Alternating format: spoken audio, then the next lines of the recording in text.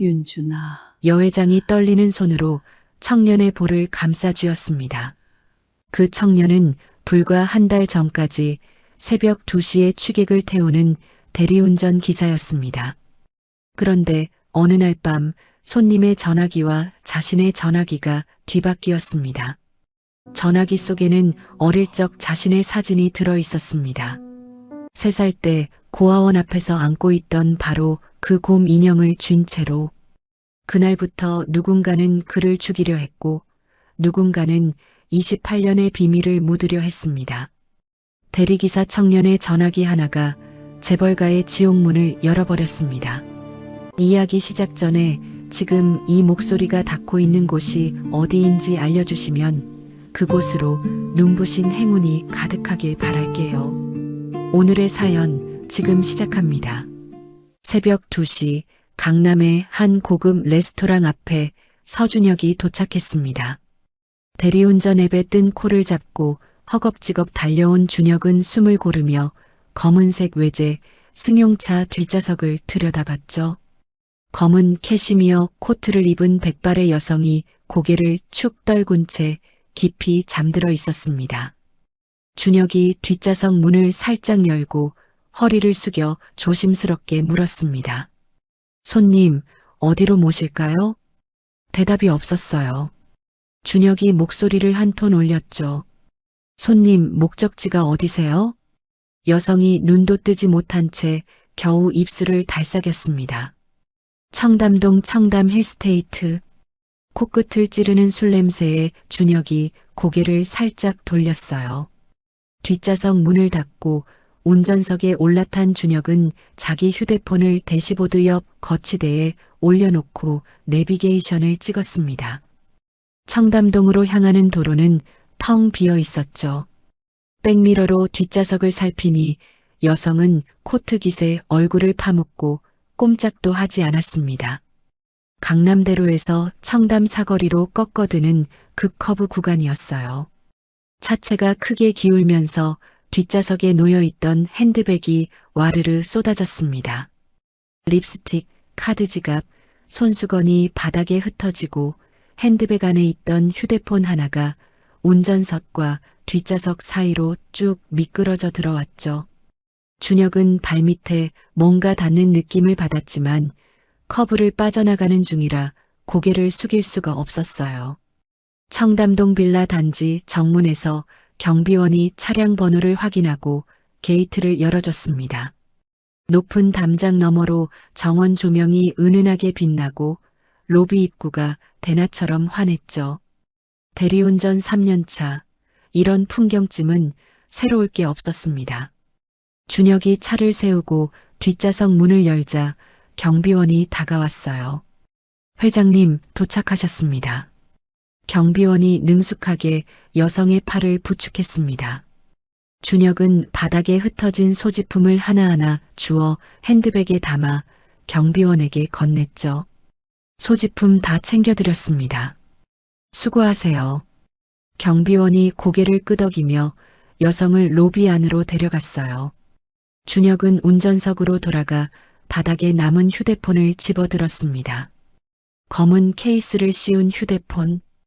아무 의심 없이 주머니에 쑤셔 넣었죠. 자기 폰이라고 생각한 겁니다. 대시보드 옆 거치대에 폰이 있다는 걸 미처 눈치채지 못한 채 준혁은 택시를 잡아타고 관악구 월세 원룸으로 돌아왔어요. 방에 들어온 준혁이 충전기를 꽂으려고 화면을 켰습니다. 알림 하나가 떠 있었죠. 태성식품 내일 이사회 안건 확인 부탁드립니다. 비서실 김 과장. 준혁의 손가락이 딱 멈췄어요. 미간을 찌푸리며 화면을 다시 들여다봤습니다. 태성식품? 이사회? 폰을 뒤집어 살펴봤죠.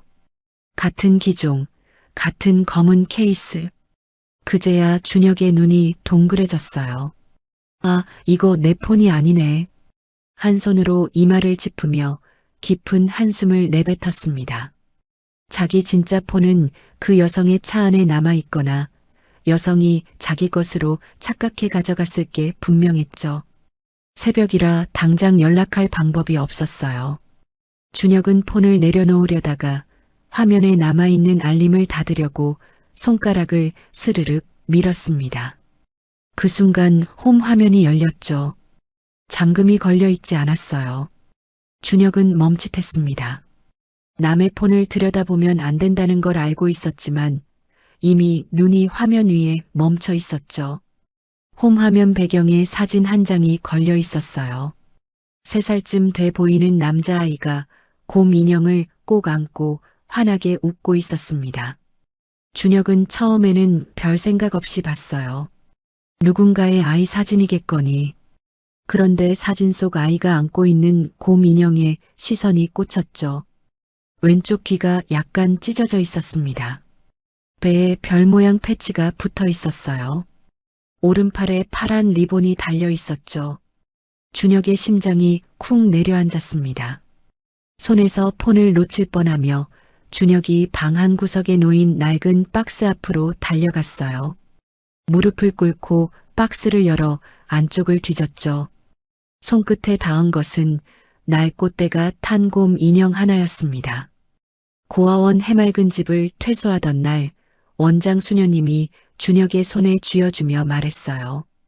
네가 올 때 가지고 있던 유일한 물건이야. 꼭 간직하렴. 준혁은 떨리는 손으로 인형을 꺼내 폰 화면 옆에 나란히 놓았습니다. 왼쪽 귀에 찢어진 각도, 배의 별 모양 패치 위치, 오른팔에 파란 리본.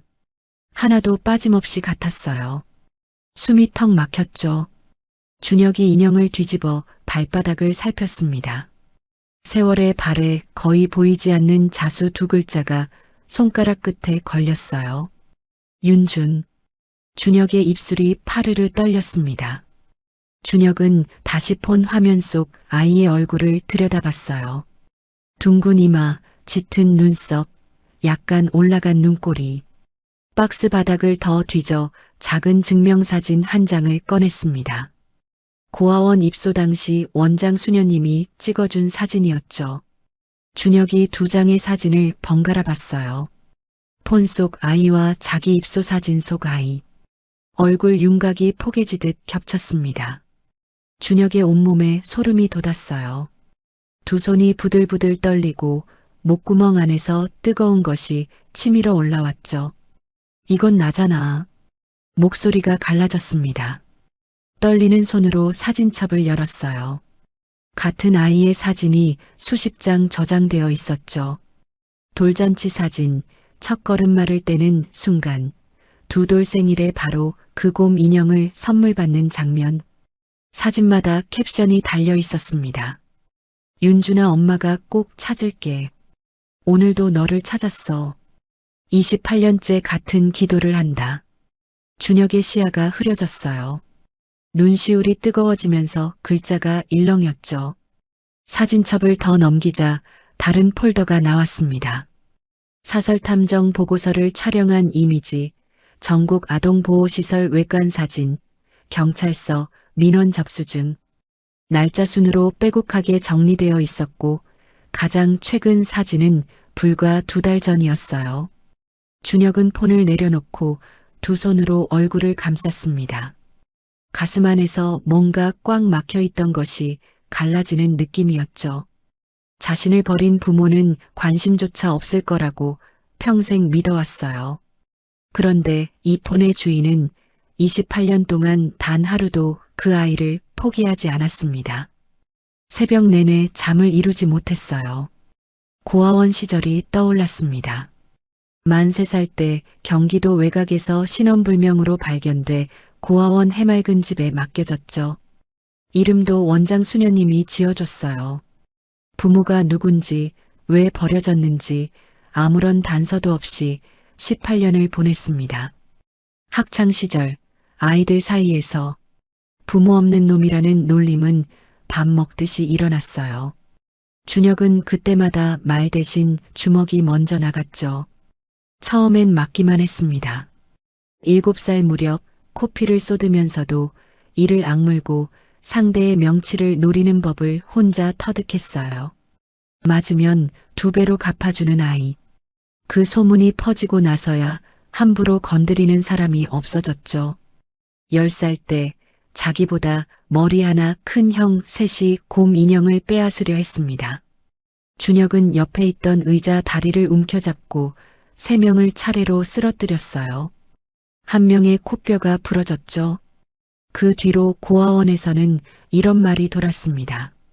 준혁이 인형 건드리면 죽는다. 18배 고아원을 나왔지만 시설 출신이라는 낙인은 끝까지 따라붙었어요. 건설 현장에서 십장이 비웃으며 임금을 떼먹으려 하면 준혁은 주먹으로 맞서서 돈을 받아냈죠. 항만 하역장에서 선배가 시설놈이 어디서 건방이냐며 시비를 걸어도 싸워서 이긴 뒤로는 아무도 건드리지 못했습니다. 폭력을 좋아해서가 아니었어요. 자기 존재를 부정당할 때 유일하게 가진 저항수단이 몸뚱이뿐이었던 겁니다. 아침이 밝았습니다. 준혁이 폰 속 연락처에서 비서실 김 과장을 찾아 전화를 걸었어요.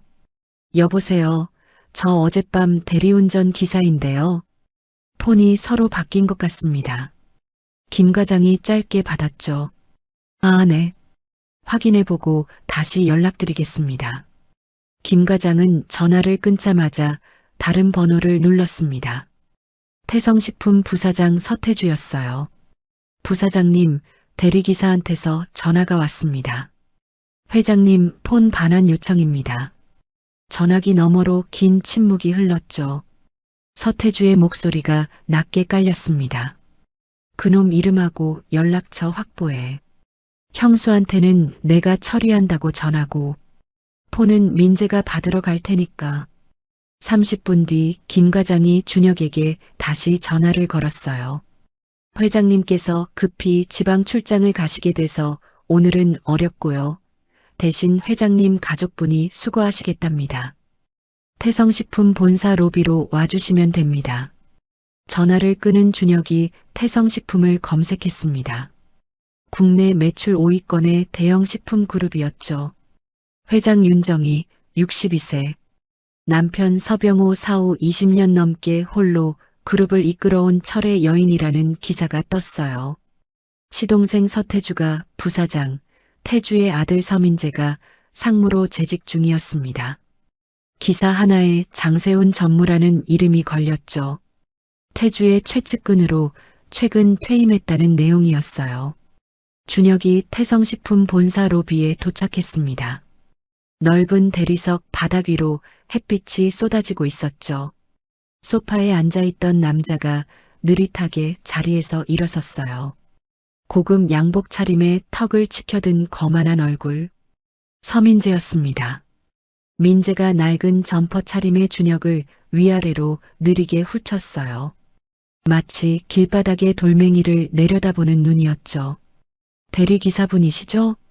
폰 주세요. 건성으로 손을 내밀었습니다. 준혁이 폰을 건넸어요. 민재가 반대 손으로 다른 폰을 내밀었죠. 여기, 이게 당신 폰이고. 준혁이 자기 폰을 받아들며 물었습니다. 이 폰 주인이신 회장님을 직접 만날 수 있을까요? 민재의 눈빛이 칼날처럼 바뀌었어요. 입꼬리에 걸려있던 여유가 싹 사라졌죠. 회장님은 바쁜 분이야. 대리기사가 무슨 용건이 있다는 거지? 준혁이 물러서지 않고 한마디 더 했습니다. 개인적으로 여쭤볼 게 있어서요. 민재가 코웃음을 쳤어요. 입꼬리를 비틀며 준혁의 얼굴을 뚫어지게 쏘아봤죠.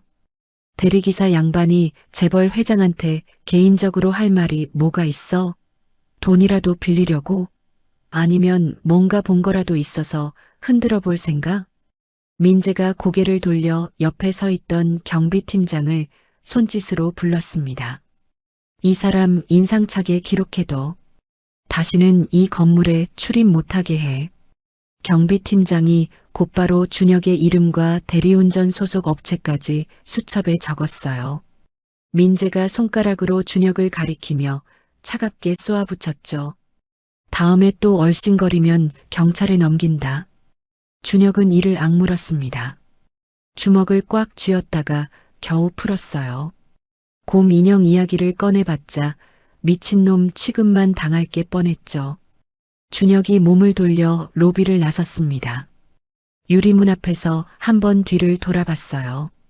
민재가 경비팀장 귀에 얼굴을 바짝 대고 뭔가를 추가로 지시하고 있었죠. 그 모습을 보는 준혁의 이마에 핏줄이 섰습니다. 폰 속 사진을 봤다는 말도 꺼내지 않았는데 저렇게까지 경계하는 게 이상했어요. 준혁이 이를 갈며 중얼거렸죠. 반드시 그 사람을 직접 만난다. 같은 시각 민재가 부사장실 문을 닫고 아버지 서태주에게 전화를 걸었습니다. 대리기사 놈이 회장을 만나겠다고 했습니다. 폰 속에 뭘 봤는지 모르겠는데 수상합니다. 전화기 너머로 서태주의 숨소리만 길게 흘렀어요. 한참을 뜸 들이다가 낮고 서늘한 목소리가 깔렸죠. 그놈이 뭘 봤든 다시 접근 못하게 확실히 처리해. 그리고 형수가 그놈을 절대 만나지 못하게 막아라. 태주가 전화를 끊고 서재로 들어갔습니다. 책상 서랍을 열어 깊숙한 곳에서 28년 된 낡은 서류 봉투를 꺼냈어요. 안에는 오래된 계좌 이체 확인서와 메모가 들어 있었죠. 봉투를 한참 들여다보던 태주의 손가락 끝이 미세하게 떨렸습니다. 봉투를 다시 넣고 이마에 맺힌 땀을 손등으로 닦았어요. 같은 서랍 안에 봉투가 하나 더 있었죠. 해외 비밀 계좌의 접근 정보가 적힌 메모였습니다. 계좌번호, 비밀번호, 그리고 공동 명의인의 이름. 장세훈. 사흘 뒤 준혁은 태성식품 본사 앞 횡단보도 건너편에 서 있었습니다. 퇴근 시간에 맞춰 윤정이가 나오기를 기다린 거죠. 하지만 건물 반경 50m에 발을 들이기도 전에 경비원 2명이 성큼성큼 다가왔어요. 또 오셨네요. 다시 오시면 경찰에 신고합니다. 경비원 1명이 무전기를 들어 보이며 딱 잘라 말했습니다. 준혁은 주먹을 꽉 쥔 채 뒤돌아설 수밖에 없었죠. 그날 저녁 준혁은 청담동 빌라 근처를 서성였어요. 높은 담장, 적외선 감지기, 24시간 순찰 경비. 고급 주택가의 3중 보안 앞에서는 얼씬거리는 것조차 불가능했습니다. 사흘 내내 같은 시도를 되풀이했죠. 사흘 내내 같은 결과였어요. 준혁이 원룸 바닥에 주저앉아 벽에 등을 기대며 내뱉었습니다. 도대체 어떻게 해야 만날 수 있는 건데? 그 무렵 태성식품 본사에서는 서태주가 판을 짜고 있었어요. 비서실 김 과장을 불러 지시를 내렸죠. 형수한테는 대리기사가 폰 반납하고 아무 말 없이 돌아갔다고 보고해. 알았지? 김 과장이 고개를 숙이며 대답했습니다. 네, 부사장님. 그리고 회장님 지방 공장 시찰 일정 이번 주, 다음 주 연달아 잡아. 서울에 머무는 시간을 최소로 줄여. 김 과장이 비서실로 돌아가 윤정희에게 보고했어요. 회장님, 대리기사분이 폰 반납하시고 돌아가셨습니다. 별다른 요구사항은 없었고요.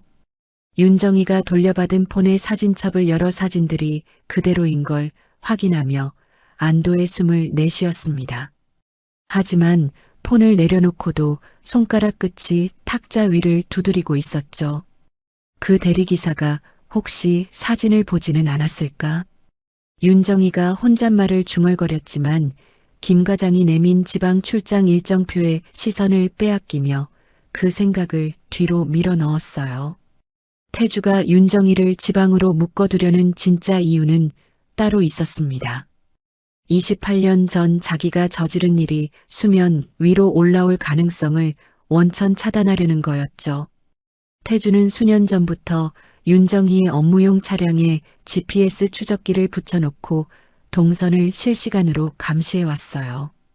예정이 없는 장소를 방문하거나 비정상적인 움직임이 감지되면 즉시 김 과장을 통해 확인하는 체계를 갖추고 있었습니다. 김 과장에게 한마디를 더 던졌죠. 회장님 주변에 접근하는 외부인은 누구든 즉시 나한테 보고해. 모든 직접 접근이 막힌 준혁은 마지막 방법들을 하나씩 시도했어요. 태성식품 대표 번호에 전화를 걸었습니다. 회장님께 개인적으로 전할 말이 있는데요. 교환원이 사무적인 목소리로 잘라냈죠. 외부인의 직접 연결은 불가합니다. 윤정희의 공개 이메일로 자기 사연을 보냈지만 비서실에서 걸러져 윤정희에게 닿지 않았어요.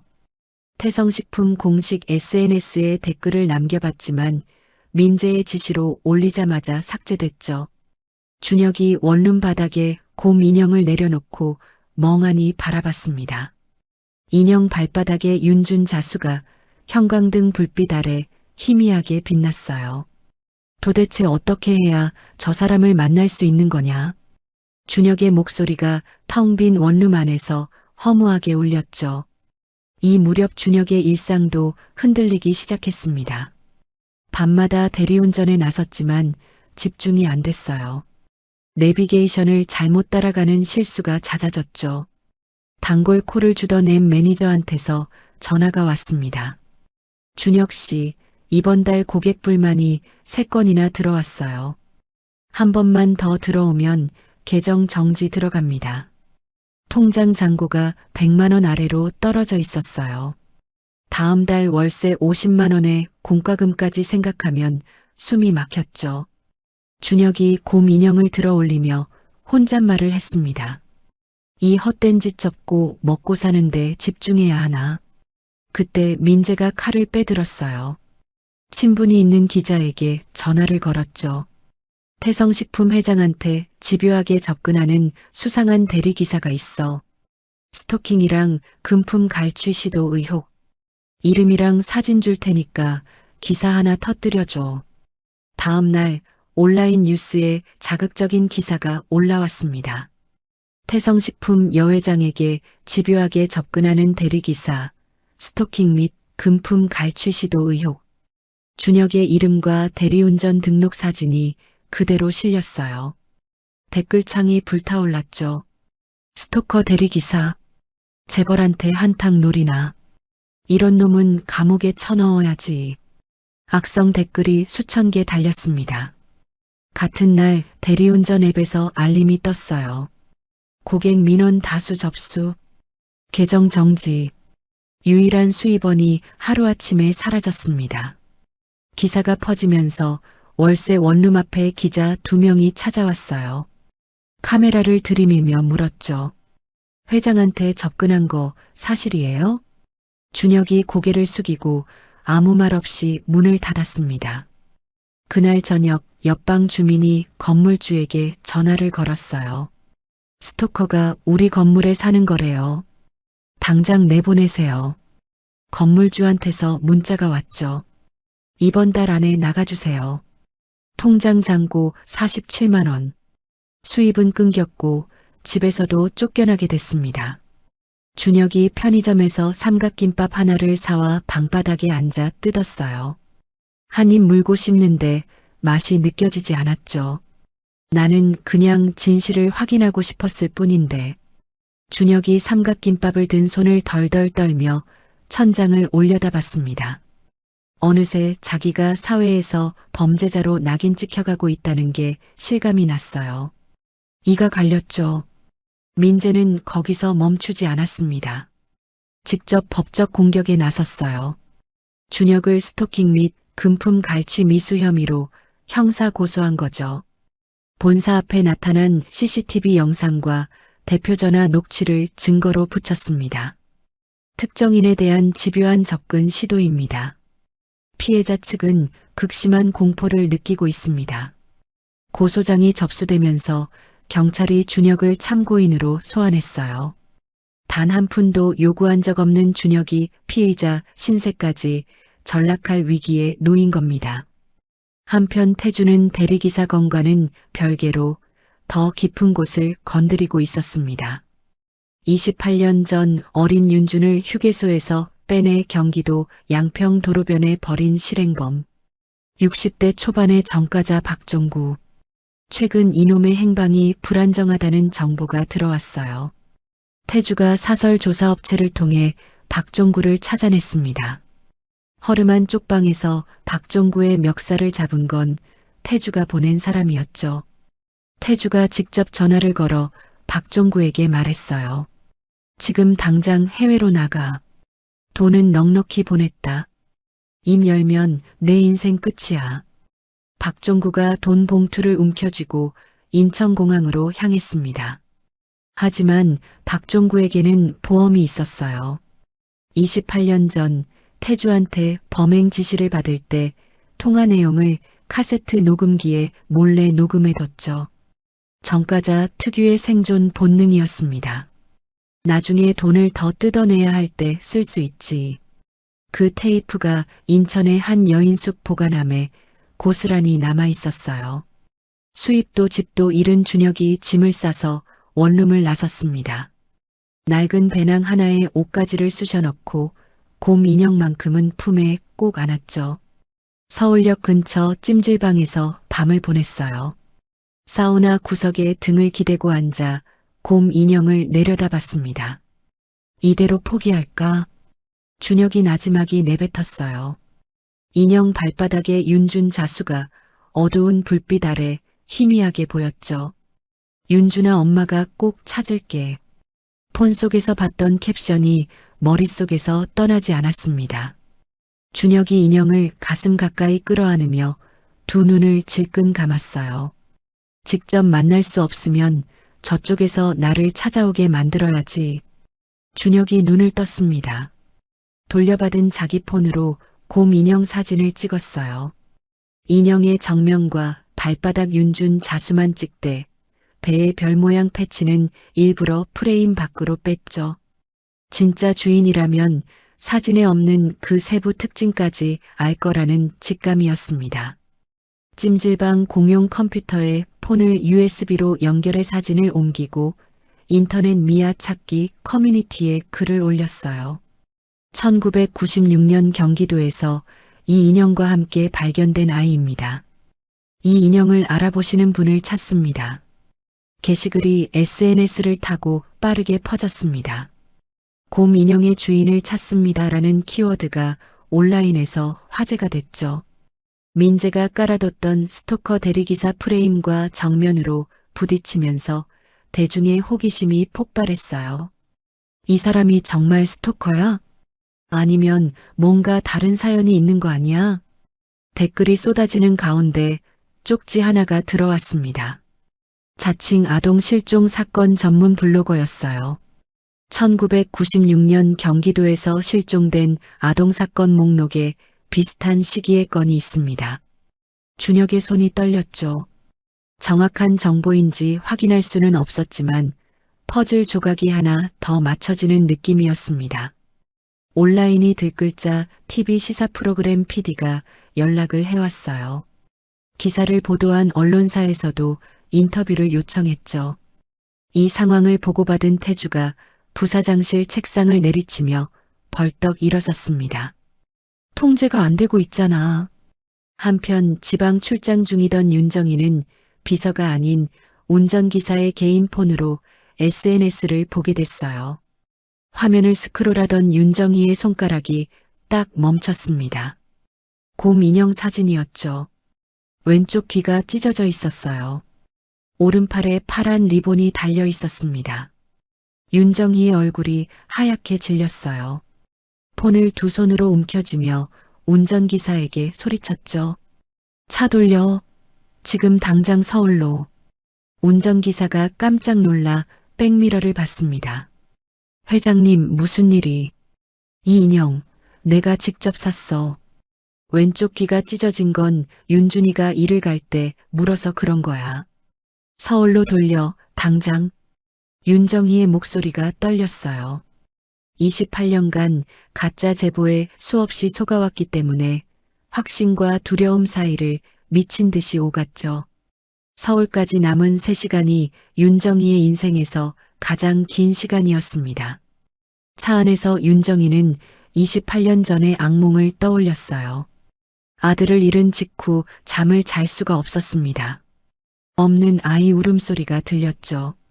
주치의의 권유로 서울의 한 정신건강의학과에 3개월간 입원했어요. 퇴원 뒤에도 수년간 약을 먹으며 겨우 일상으로 돌아왔습니다. 그 기간 동안 시동생 태주가 경영을 대행하면서 회사 안에서 뿌리를 내렸죠. 윤정이가 창밖을 바라보며 나지막이 중얼거렸어요.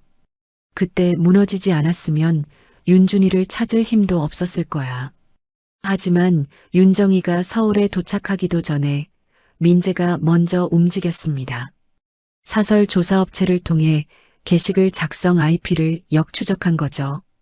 서울역 근처 찜질방이 특정됐어요. 건장한 남자 셋이 찜질방 안으로 들어왔습니다. 구석에서 인형을 안고 앉아 있는 준혁 앞에 봉투 하나를 내밀었죠. 입 닥치고 서울을 떠나. 돈이 필요하면 이거 받고 사라져. 준혁이 봉투를 쳐다보지도 않고 고개를 들었어요. 눈빛이 차갑게 가라앉아 있었죠. 싫으면? 그럼 몸으로 알려주지. 세 명이 동시에 달려들었습니다. 첫 번째 남자의 주먹이 날아왔어요. 준혁이 고개를 옆으로 틀며 피한 뒤 상대의 명치에 주먹을 꽂았죠. 남자가 헛기침을 터뜨리며 무릎을 꿇었습니다. 두 번째 남자가 뒤에서 팔을 잡으려 했어요. 준혁이 팔꿈치를 뒤로 세게 내질러 남자의 코를 맞췄죠. 코피가 터지며 남자가 비명을 질렀습니다. 세 번째 남자가 의자를 들어 올렸어요. 준혁이 한 발 앞으로 파고들며 남자의 손목을 비틀었죠. 의자가 바닥에 떨어지고 준혁이 남자의 다리를 걸어 넘어뜨렸습니다. 고아라는 말을 들을 때마다 주먹으로 맞서우며 몸에 새긴 싸움이었어요. 공사판과 항만에서 더 단단하게 다져진 몸이었죠. 세 명이 모두 바닥에 쓰러졌습니다. 찜질방 CCTV가 모든 장면을 녹화하고 있었어요. 준혁이 거친 숨을 내쉬며 바닥에 쓰러진 남자들을 내려다봤습니다. 한 남자의 주머니에서 카드 하나가 삐져나와 있었어요. 서민재 상무, 태성식품, 법인카드였죠. 준혁이 자기 폰을 꺼내 법인카드와 쓰러진 남자들의 얼굴을 한 장 한 장 촬영했습니다. 멍이 든 팔을 매만지며 준혁의 눈에 불이 켜졌어요. 이렇게까지 막으려는 건 내가 진짜이기 때문이야. 준혁이 곰 인형을 주워 품에 더 꼭 안았죠. 일주일이 지났습니다. 태성식품 본사 회장실이었어요. 윤정희 회장이 책상 앞에 앉아 비서실 김 과장을 불렀습니다. 김 과장, 그 대리기사한테 연락해봤어요? 김 과장이 회장실 문 앞에 서서 고개를 숙였어요. 회장님, 그 사람 대리운전 계정이 정지됐습니다. 원룸도 퇴거된 상태라 연락처가 끊겼습니다. 윤정희 회장이 책상 위 서류를 내려놓았어요. 회장의 손가락이 서류 모서리를 꾹 눌렀습니다. 계정이 왜 정지돼요? 확인이 어렵습니다. 개인정보라서 앱 측에서 알려주지 않았습니다. 윤정희 회장이 의자에서 일어나 창가로 걸어갔어요. 창밖을 내다보는 회장의 눈이 가늘어졌습니다. 그 사람 전화기에 내 사진이 있었어요. 윤준이 사진이요. 김 과장이 고개를 들어 회장을 바라보았어요. 네. 그날 밤에 전화기가 바뀌었잖아요. 그 사람이 내 전화기를 가져간 거였는데 돌려주러 왔을 때 민재가 로비에서 받았다고 했죠? 네, 그렇습니다. 윤정희 회장이 고개를 돌려 김 과장을 똑바로 보았어요. 근데 그 사람이 전화기만 돌려주고 아무 말 없이 갔다고요? 내 전화기에 윤준이 사진이 있는 걸 봤을 텐데 김 과장의 시선이 바닥으로 떨어졌어요. 김 과장의 손이 바지 옆선을 쓸었습니다. 그 부분은 저도 잘 모르겠습니다. 윤정희 회장이 김 과장에게 한 걸음 다가섰어요. 내가 직접 찾아볼 테니까 그날 로비 폐쇄회로 영상을 가져와요. 민재가 그 사람한테 뭐라고 했는지 보고 싶어요. 김 과장이 입술을 한번 깨물었다가 고개를 숙였습니다. 알겠습니다, 회장님. 김 과장이 회장실을 나서자마자 복도 끝으로 걸어가 전화기를 꺼냈어요.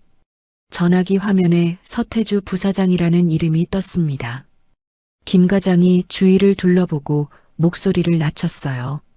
부사장님, 회장님이 로비 폐쇄회로 영상을 요구하십니다.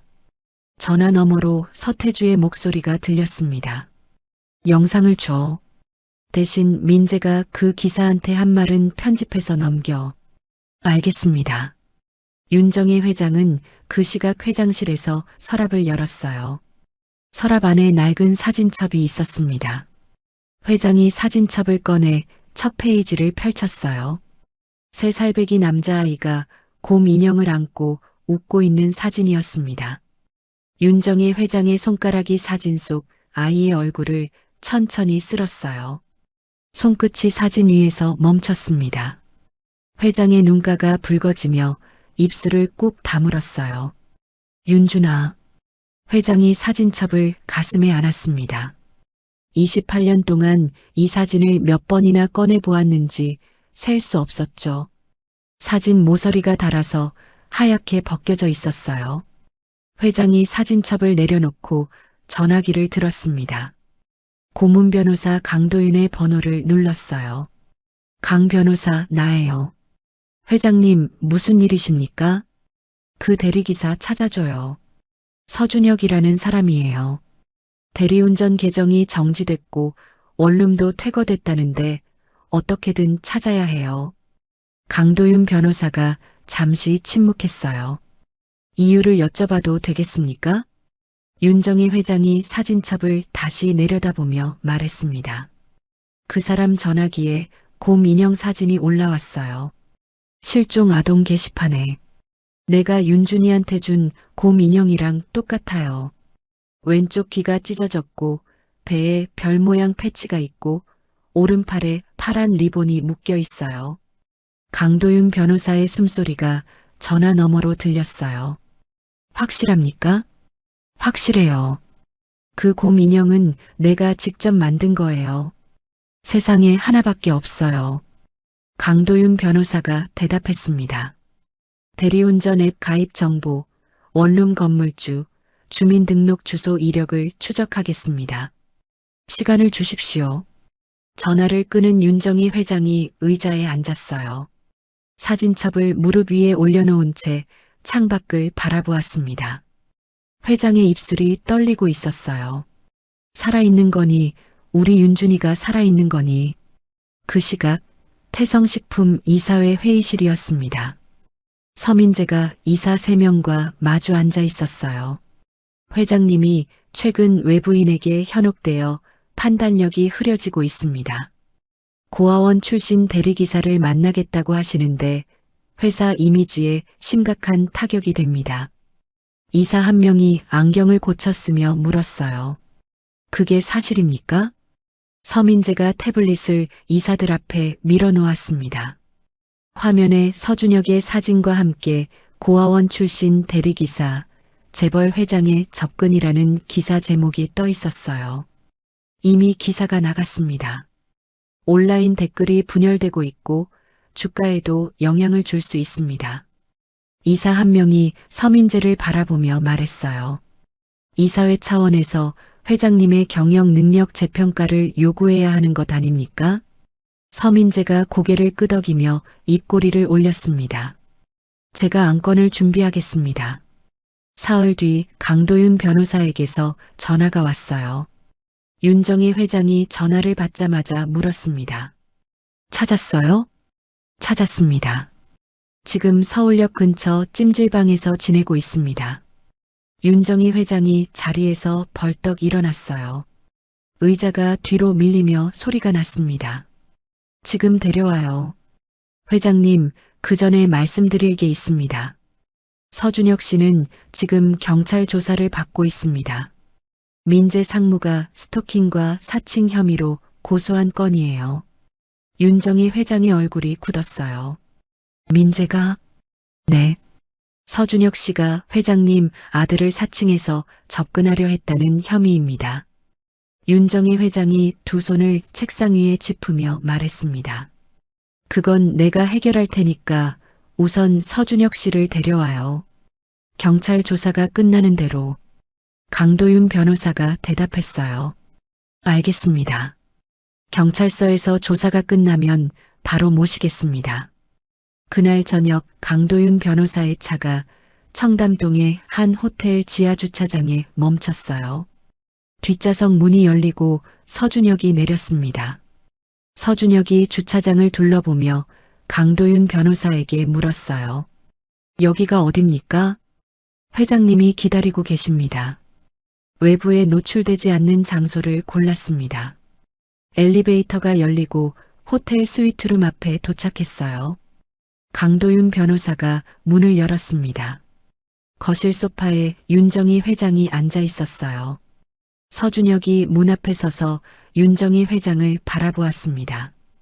윤정희 회장이 고개를 들어 서준혁을 보았어요. 회장의 눈이 서준혁의 얼굴 위를 천천히 훑었습니다. 이마, 눈, 코, 입. 회장의 입술이 벌어졌다가 다물어졌어요. 서준혁이 한 걸음 앞으로 나왔습니다. 윤정희 회장이 자리에서 천천히 일어섰습니다. 회장의 다리가 떨렸어요. 한 걸음, 두 걸음 서준혁에게 다가갔습니다. 윤정희 회장의 눈에서 눈물이 한 줄기 흘러내렸습니다. 회장의 손이 서준혁의 곰 인형 안쪽을 뒤집었어요. 안감에 윤준이라고 수놓은 글씨가 있었습니다. 윤정희 회장의 무릎이 꺾였어요. 강도윤 변호사가 급히 다가가 회장의 팔을 잡았습니다. 회장님, 윤정희 회장이 강도윤 변호사의 손을 뿌리치고 서준혁의 곰 인형을 가슴에 안았어요. 회장의 어깨가 크게 흔들렸습니다. 이 글씨는 내가 수놓은 거예요. 윤준이가 태어나고 100일 때 내가 직접 한 땀 한 땀. 서준혁이 윤정희 회장 앞에 무릎을 꿇었어요. 서준혁의 눈도 빨갛게 충혈되어 있었습니다. 회장님, 저는 해맑은 집 고아원에서 자랐습니다. 이 곰 인형을 안고 발견됐다고 들었습니다. 윤정희 회장이 고개를 들어 서준혁의 얼굴을 바라보았어요. 떨리는 손으로 서준혁의 볼을 만졌습니다. 눈이 아버지 눈이야. 강도윤 변호사가 두 사람 옆에 서며 조심스럽게 입을 열었어요. 회장님, 확실한 확인을 위해 유전자 검사를 해야 합니다. 감정만으로 판단하시면 안 됩니다. 윤정희 회장이 눈물을 손등으로 닦으며 고개를 끄덕였습니다. 검사합시다. 당장 내일이라도. 강도윤 변호사가 말했어요. 검체는 두 곳에 보내겠습니다. 국내 한 곳, 해외 한 곳이요. 혹시 누가 방해할 수 있으니까요. 서준혁이 자리에서 일어나며 물었습니다. 방해요? 누가 검사를 방해합니까? 강도윤 변호사가 서준혁을 바라보며 대답했어요. 서준혁 씨를 사칭범으로 고소한 사람이 있는 상황입니다. 서준혁 씨가 회장님의 아들로 밝혀지면 곤란해지는 사람이 분명히 있다는 뜻이죠. 윤정희 회장이 서준혁의 손을 잡았어요. 회장의 손이 차가웠지만 서준혁의 손을 놓지 않았습니다. 내일 아침에 가요. 28년을 기다렸는데 하루가 뭐가 길어요. 그 시각 청담동 서태주의 자택이었어요. 서태주가 서재에서 전화를 받고 있었습니다. 뭐? 회장이 그 기사를 만났다고? 김 과장의 목소리가 전화 너머로 들렸어요. 네, 부사장님. 강도윤 변호사가 데려갔습니다. 호텔에서 만난 것 같습니다. 서태주가 책상 위 지도를 내려다보았어요. 회장 차량의 GPS 위치가 청담동 호텔을 가리키고 있었습니다. 서태주의 이마에 주름이 깊게 잡혔어요. 유전자 검사까지 갈 수 있다. 민재한테 전화해. 다음 날 아침 강남의 한 유전자 검사 전문 병원이었습니다. 윤정희 회장이 검은색 모자를 눌러쓰고 병원 로비에 들어섰어요. 강도윤 변호사가 접수대에서 서류를 건네받으며 뒤따라오는 서준혁을 돌아보았습니다. 검체는 국내 한 곳, 해외 한 곳, 두 곳에 동시에 보냅니다. 서준혁이 걸음을 멈추며 물었어요. 두 곳이나 보내야 합니까? 한쪽을 누군가 건드릴 수 있습니다. 하나가 무너져도 다른 하나가 남아야 하죠. 윤정희 회장이 강도윤 변호사 쪽으로 고개를 돌렸어요. 그 정도까지 조심해야 하나요? 회장님, 서준혁 씨를 사칭범으로 고소한 쪽이 있습니다. 그 사람들이 검사 결과까지 손대지 않으리라는 보장이 없어요. 윤정희 회장이 입술을 꾹 다물고 고개를 끄덕였습니다. 채열실 앞 복도였어요. 서준혁이 의자에 앉아 소매를 걷었습니다. 간호사가 서준혁의 왼팔에 고무줄을 묶었어요. 바늘이 들어가는 순간 서준혁의 턱 근육이 미세하게 떨렸습니다. 윤정희 회장이 채열실 문 앞에 서서 서준혁의 팔을 바라보았어요. 회장의 오른손이 자기도 모르게 가슴 앞으로 올라왔습니다. 손가락 끝이 가늘게 떨리고 있었죠. 윤정희 회장의 차례가 왔어요. 회장이 채열 의자에 앉으며 간호사에게 왼팔을 내밀었습니다. 바늘이 들어가는데도 회장은 눈 하나 깜빡이지 않았어요. 회장의 시선은 채열실 밖 복도에 서 있는 서준혁에게 고정되어 있었습니다. 채열이 끝난 뒤 강도윤 변호사가 검체 봉투 2개를 직접 밀봉했어요. 국내 결과는 3일, 해외는 일주일 정도 걸립니다. 윤정희 회장이 밀봉된 봉투를 바라보며 물었어요. 3일이요. 네, 3일입니다. 윤정희 회장이 병원 복도를 걸으며 서준혁 옆에 섰어요. 회장이 서준혁의 얼굴을 올려다보았습니다. 서준혁의 턱선, 눈매, 이마를 한참 들여다보았어요. 3일이 길겠네요. 서준혁이 고개를 숙이며 대답했습니다. 저도 그렇습니다. 윤정희 회장이 핸드백에서 작은 사진 한 장을 꺼냈어요. 지갑 안쪽에 끼워두었던 모서리가 다른 사진이었습니다. 사진 속에 갓 돌이 지난 아기가 남자의 무릎 위에 앉아 있었어요. 이 사람이 윤준이 아버지예요. 내 남편이었죠. 서준혁이 사진을 받아들었어요. 사진 속 남자의 눈매를 한참 바라보았습니다. 눈이 비슷하다는 말을 어젯밤에도 하셨습니다. 윤정희 회장이 사진을 도로 받으며 말했어요. 남편이 세상을 떠나고 윤준이마저 사라졌어요. 28년 동안 이 사진 한 장이 전부였어요. 회장의 목소리가 잠겼습니다. 회장이 고개를 돌려 병원 창밖을 바라보았어요. 목을 가다듬는 소리가 조용한 복도에 울렸죠. 미안해요. 괜한 말을 했네. 서준혁이 윤정희 회장을 바라보며 입을 열었어요. 괜한 말이 아닙니다. 윤정희 회장이 서준혁에게 고개를 돌렸어요. 회장의 눈가에 물기가 맺혀 있었습니다. 회장이 손등으로 눈가를 한번 훔치고 걸음을 옮겼어요. 그날 밤 청담동 서태주의 자택 서재였습니다. 서민재가 문을 열고 들어왔어요. 아버지, 검사를 2군데 맡겼답니다. 서태주가 안경을 벗으며 아들을 올려다보았습니다. 2군데? 국내 한 곳, 해외 한 곳입니다. 강도윤이 직접 밀봉까지 했다고 합니다.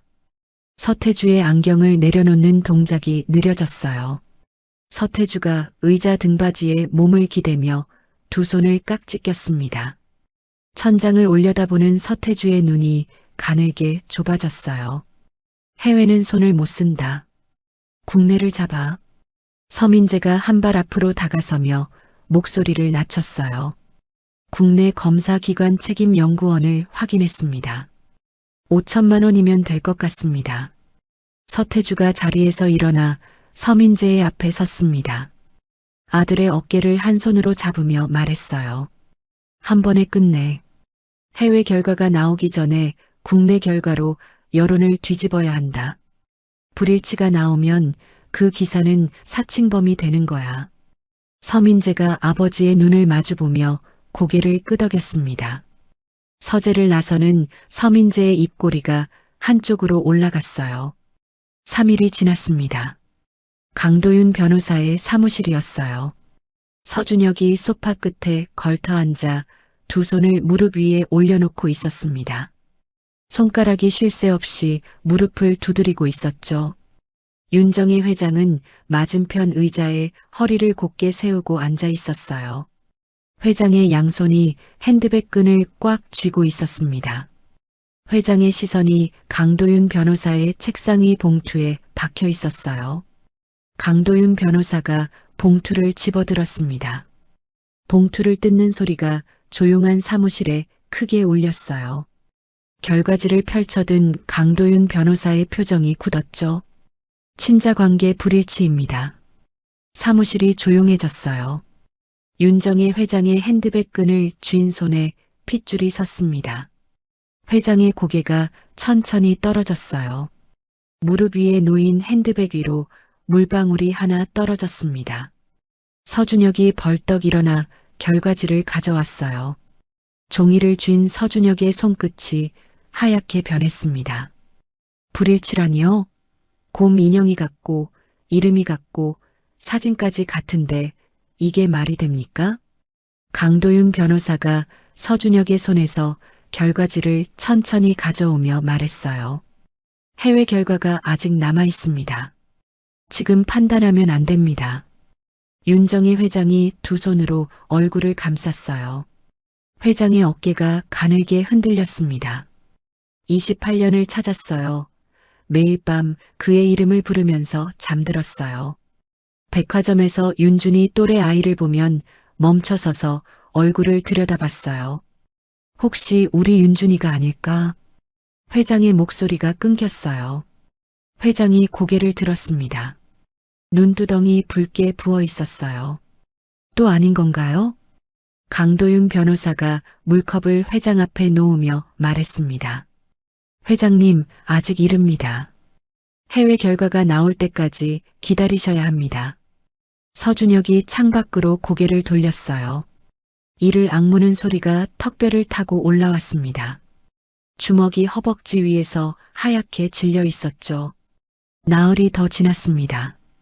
강도윤 변호사에게 해외 검사 기관의 봉투가 도착했어요. 강도윤 변호사가 서준혁과 윤정희 회장을 같은 사무실에 불렀습니다. 윤정희 회장이 사무실에 들어서자마자 물었어요. 결과가 왔나요? 강도윤 변호사가 봉투를 들어 보이며 고개를 끄덕였습니다. 서준혁이 문 앞에 서서 한 걸음도 떼지 못하고 있었어요. 서준혁의 양손이 바지 주머니 안에서 주먹을 쥐고 있었죠. 강도윤 변호사가 봉투를 열고 결과지를 읽었습니다. 변호사의 눈이 커졌어요. 결과지를 든 손이 미세하게 떨렸습니다. 친자관계 일치, 확률 99.99%입니다. 윤정희 회장이 의자에서 일어서다가 다리에 힘이 풀려 다시 주저앉았어요. 회장의 입이 벌어졌다, 닫혔다를 반복했습니다. 그러면 국내 결과는 뭡니까? 강도윤 변호사가 두 장의 결과지를 나란히 놓으며 말했어요. 누군가 국내 검체를 바꿔치기 한 겁니다. 일부러 불일치가 나오도록 조작한 거죠. 서준혁이 그제야 한 걸음 앞으로 나왔습니다. 서준혁의 눈이 빨갛게 충혈되어 있었어요. 입술을 깨물다가 터진 자리에서 피가 살짝 번졌죠. 저 진짜 회장님 아들이 맞습니까? 강도윤 변호사가 결과지를 서준혁에게 건네며 말했습니다. 99.99%면 과학적으로 확정입니다. 서준혁 씨, 아니 서윤준 씨. 맞습니다. 윤정희 회장이 자리에서 일어섰어요. 회장의 다리가 후들거렸지만 한 걸음 한 걸음 서준혁에게 다가갔습니다. 서준혁의 앞에 선 회장이 두 손을 들어 서준혁의 얼굴 양쪽을 감쌌어요. 회장의 손바닥이 서준혁의 볼 위에서 떨리고 있었죠. 윤준아. 윤정희 회장의 입에서 울음이 터져 나왔어요. 28년이야. 엄마가 28년 동안 널 찾았어. 네가 살아있다는 것만 알았어도 엄마가 이렇게 미치지는 않았을 텐데. 서준혁의 눈에서 눈물이 한 줄기 흘러내렸어요. 서준혁이 입술을 꾹 깨물며 고개를 숙였습니다. 서준혁의 양손이 천천히 올라와 윤정희 회장의 손등 위에 포개졌어요. 강도윤 변호사가 두 사람에게서 시선을 돌리며 자리에서 일어났습니다. 창가로 걸어가 커튼을 여는 척하며 등을 돌렸어요. 변호사의 코끝이 빨개져 있었죠. 잠시 뒤 윤정희 회장이 서준혁의 볼에서 손을 떼며 한 발 물러섰어요. 눈물을 손수건으로 닦고 등을 곧게 세웠습니다. 회장의 눈빛이 달라져 있었어요. 강 변호사, 국내 검체를 조작한 사람을 찾아야 합니다. 강도윤 변호사가 자리로 돌아오며 수첩을 꺼냈어요. 서준혁 씨, 증거가 있습니까? 서준혁이 눈물을 소매로 닦으며 고개를 들었어요. 찜질방에서 민재가 보낸 사람들한테 뺏은 법인카드가 있습니다. 서민재 이름으로 된 태성식품 법인카드요. 강도윤 변호사가 몸을 앞으로 숙이며 말했습니다.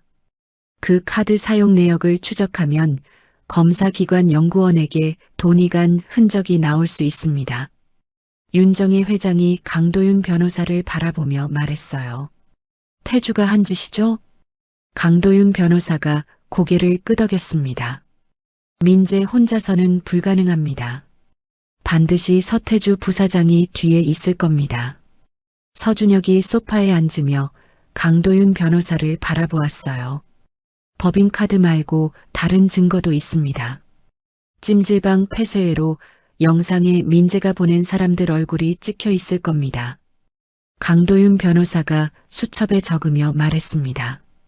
법인카드 사용 내역, 찜질방 영상, 언론에 뿌린 허위 기사 원본까지 세 가지를 모으면 서태주 부사장을 검찰에 고발할 수 있습니다.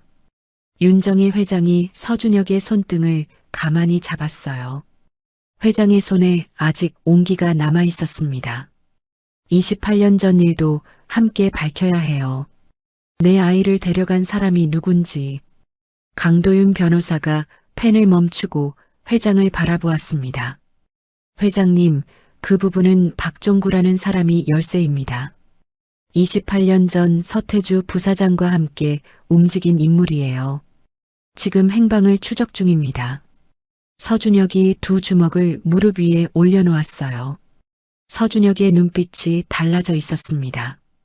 강 변호사님, 저도 함께 움직이겠습니다. 강도윤 변호사가 펜을 내려놓으며 서준혁을 똑바로 보았어요. 위험할 수 있습니다. 28년 동안 몰랐던 사람입니다. 이제 알았으면 직접 해야죠. 윤정희 회장이 서준혁의 손을 한번 꼭 쥐었다가 놓았어요. 회장의 입꼬리가 미세하게 올라갔습니다. 다음 날 아침 강도윤 변호사의 차 안이었습니다. 서준혁이 조수석에 앉아 안전벨트를 맸어요. 찜질방 폐쇄회로 영상부터 확보합니다. 보관 기간이 30일이라 서두르지 않으면 삭제돼요. 서준혁이 고개를 끄덕이며 차창 밖을 바라보았습니다. 법인카드 내역은요? 법원에 자료 제출 명령을 신청해 놓았습니다. 이틀이면 나올 거예요. 차가 찜질방 앞에 멈췄어요. 강도윤 변호사가 찜질방 사무실 문을 열고 들어섰습니다. 관리인이 카운터 뒤에서 라면을 먹다가 젓가락을 내려놓았죠. 뭐 때문에 오셨습니까? 강도윤 변호사가 명함을 내밀며 말했어요. 열흘 전 이 건물 휴게실에서 폭행 사건이 있었습니다. 폐쇄회로 영상을 확인하고 싶습니다. 관리인이 명함을 받아들고 눈을 가늘게 떴어요. 경찰도 아닌 분이 영상을 달라고요? 강도윤 변호사가 서류 한 장을 카운터 위에 올려놓았습니다. 피해자 동의서와 변호사 직인이 있습니다. 법적으로 문제 없어요. 관리인이 서류를 훑어보다가 고개를 끄덕이며 자리에서 일어났어요. 좁은 관리실 앞모니터 앞에 강도윤 변호사와 서준혁이 나란히 섰습니다. 화면 속에 세 명의 남자가 서준혁을 둘러싸는 장면이 선명하게 찍혀 있었어요. 서준혁이 화면을 손가락으로 가리켰습니다. 이 사람입니다. 오른쪽 끝에 선 사람이 주머니에서 법인카드를 떨어뜨렸어요. 강도윤 변호사가 화면을 멈추며 말했어요. 얼굴이 정면으로 찍혔네요. 신원 확인이 가능합니다. 강도윤 변호사가 관리인에게 영상 복사본을 요청했습니다. 관리인이 저장 장치를 꺼내며 말했어요. 다음부터는 경찰하고 같이 오시지요. 강도윤 변호사가 저장 장치를 받아 안주머니에 넣으며 서준혁을 돌아보았습니다. 하나 확보했습니다. 다음은 언론 기사 원본이에요. 차 안에서 강도윤 변호사가 아는 기자에게 전화를 걸었어요. 서준혁을 사칭범으로 다룬 기사의 최초 제보자 정보를 요청했습니다. 전화를 끊은 강도윤 변호사가 서준혁에게 말했어요. 기사 제보자가 태성식품 홍보팀 과장입니다. 서민재 상무의 직속 부하예요. 서준혁이 고개를 돌려 강도윤 변호사를 바라보았습니다. 그러면 민재가 직접 지시한 겁니까? 정황상 그렇습니다. 기자가 제보 당시 통화 기록을 보관하고 있다고 합니다.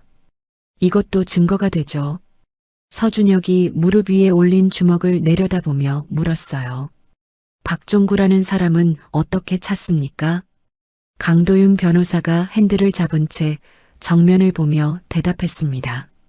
28년 전 사건 당시 경기도 파출소에서 서준혁 씨를 처음 발견한 경찰이 있습니다. 퇴직한 이상철 전 경위예요. 그 사람을 먼저 만나야 합니다. 서준혁이 고개를 들었어요. 그 경찰관이 저를 발견한 사람입니까? 네. 고속도로 휴게소 근처에서 곰 인형을 안고 울고 있던 3살짜리 아이를 발견한 사람이에요. 서준혁의 손가락이 무릎 위에서 멈췄습니다. 턱을 꽉 담은 서준혁의 관자놀이에 핏줄이 섰어요. 이틀 뒤 경기도 안성의 한 시골 마을이었습니다. 낡은 슬레이트 지붕 아래 이상철 전 경위가 마당에서 고추를 널고 있었어요. 강도윤 변호사의 차가 마당 앞에 멈추자 이상철이 허리를 펴며 차를 바라보았습니다.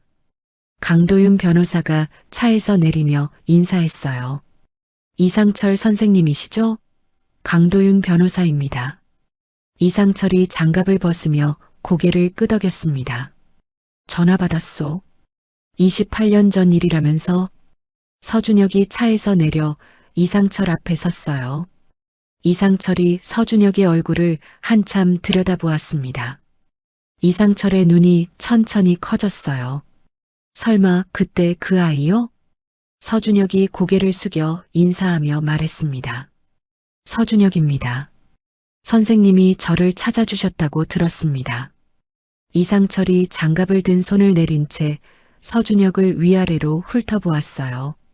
이상철의 입술이 떨리며 눈가에 물기가 맺혔습니다. 이렇게 컸구만 들어와요. 안에서 이야기합시다. 마루에 앉은 이상철이 오래된 서랍장을 열었어요. 누렇게 바른 사진 한 장을 꺼내 탁자 위에 올려놓았습니다. 사진 속에 파출소 안에서 곰 인형을 안고 앉아있는 3살짜리 아이가 있었어요. 서준혁이 사진을 집어들었습니다. 사진을 든 서준혁의 손가락이 떨렸어요. 이 사진을 왜 가지고 계셨습니까? 이상철이 보리차를 따르며 말했어요. 그 아이가 어떻게 됐는지 늘 궁금했소. 보호자를 못 찾아서 고아원으로 보냈는데 그게 마음에 걸려서 버리지 못했소. 강도윤 변호사가 수첩을 꺼내며 물었습니다. 선생님, 당시 그 아이를 버린 사람을 보셨습니까? 이상철이 보리찻잔을 내려놓으며 눈을 감았어요. 봤소. 중년 남자였소. 키가 크고 얼굴에 움푹 패인 자국이 있었소. 휴게소 쪽에서 차를 세우고 아이를 내려놓더니 그냥 갔소. 강도윤 변호사가 펜을 멈추며 물었습니다. 그 사람 이름은 모르십니까? 이름은 몰라요. 그런데 그 남자가 탄 차 번호판 뒷자리 4글자를 적어뒀소. 이상철이 서랍장에서 낡은 수첩을 꺼내 한 페이지를 펼쳤어요. 연필로 적힌 4자리 숫자가 흐릿하게 보였습니다. 3279. 혹시나 싶어서 적어둔 거요. 강도윤 변호사가 수첩에 그 숫자를 옮겨 적으며 말했어요. 28년 전 차량이면 폐차 기록이라도 남아있을 겁니다. 등록 명의자를 추적하면 그 남자를 찾을 수 있어요. 서준혁이 사진을 내려놓지 못한 채 이상철을 바라보았습니다. 선생님, 이 사진을 가져가도 되겠습니까? 이상철이 서준혁의 손을 양손으로 감싸잡으며 말했어요. 가져가요. 원래 그 사진의 주인은 당신이니까. 마당으로 나온 서준혁이 차 앞에서 멈췄어요. 사진을 가슴 주머니에 넣는 서준혁의 손이 떨리고 있었습니다. 강도윤 변호사가 차 문을 열며 말했어요. 차량 번호 추적 결과가 나왔습니다. 명의자 이름이 박종구입니다. 서준혁이 고개를 돌려 강도윤 변호사를 바라보았어요. 찾은 겁니까? 이름과 과거 주소는 확인됐습니다. 경기도 안산이었는데 15년 전에 이사한 뒤로 주민등록상 거주지가 없어요.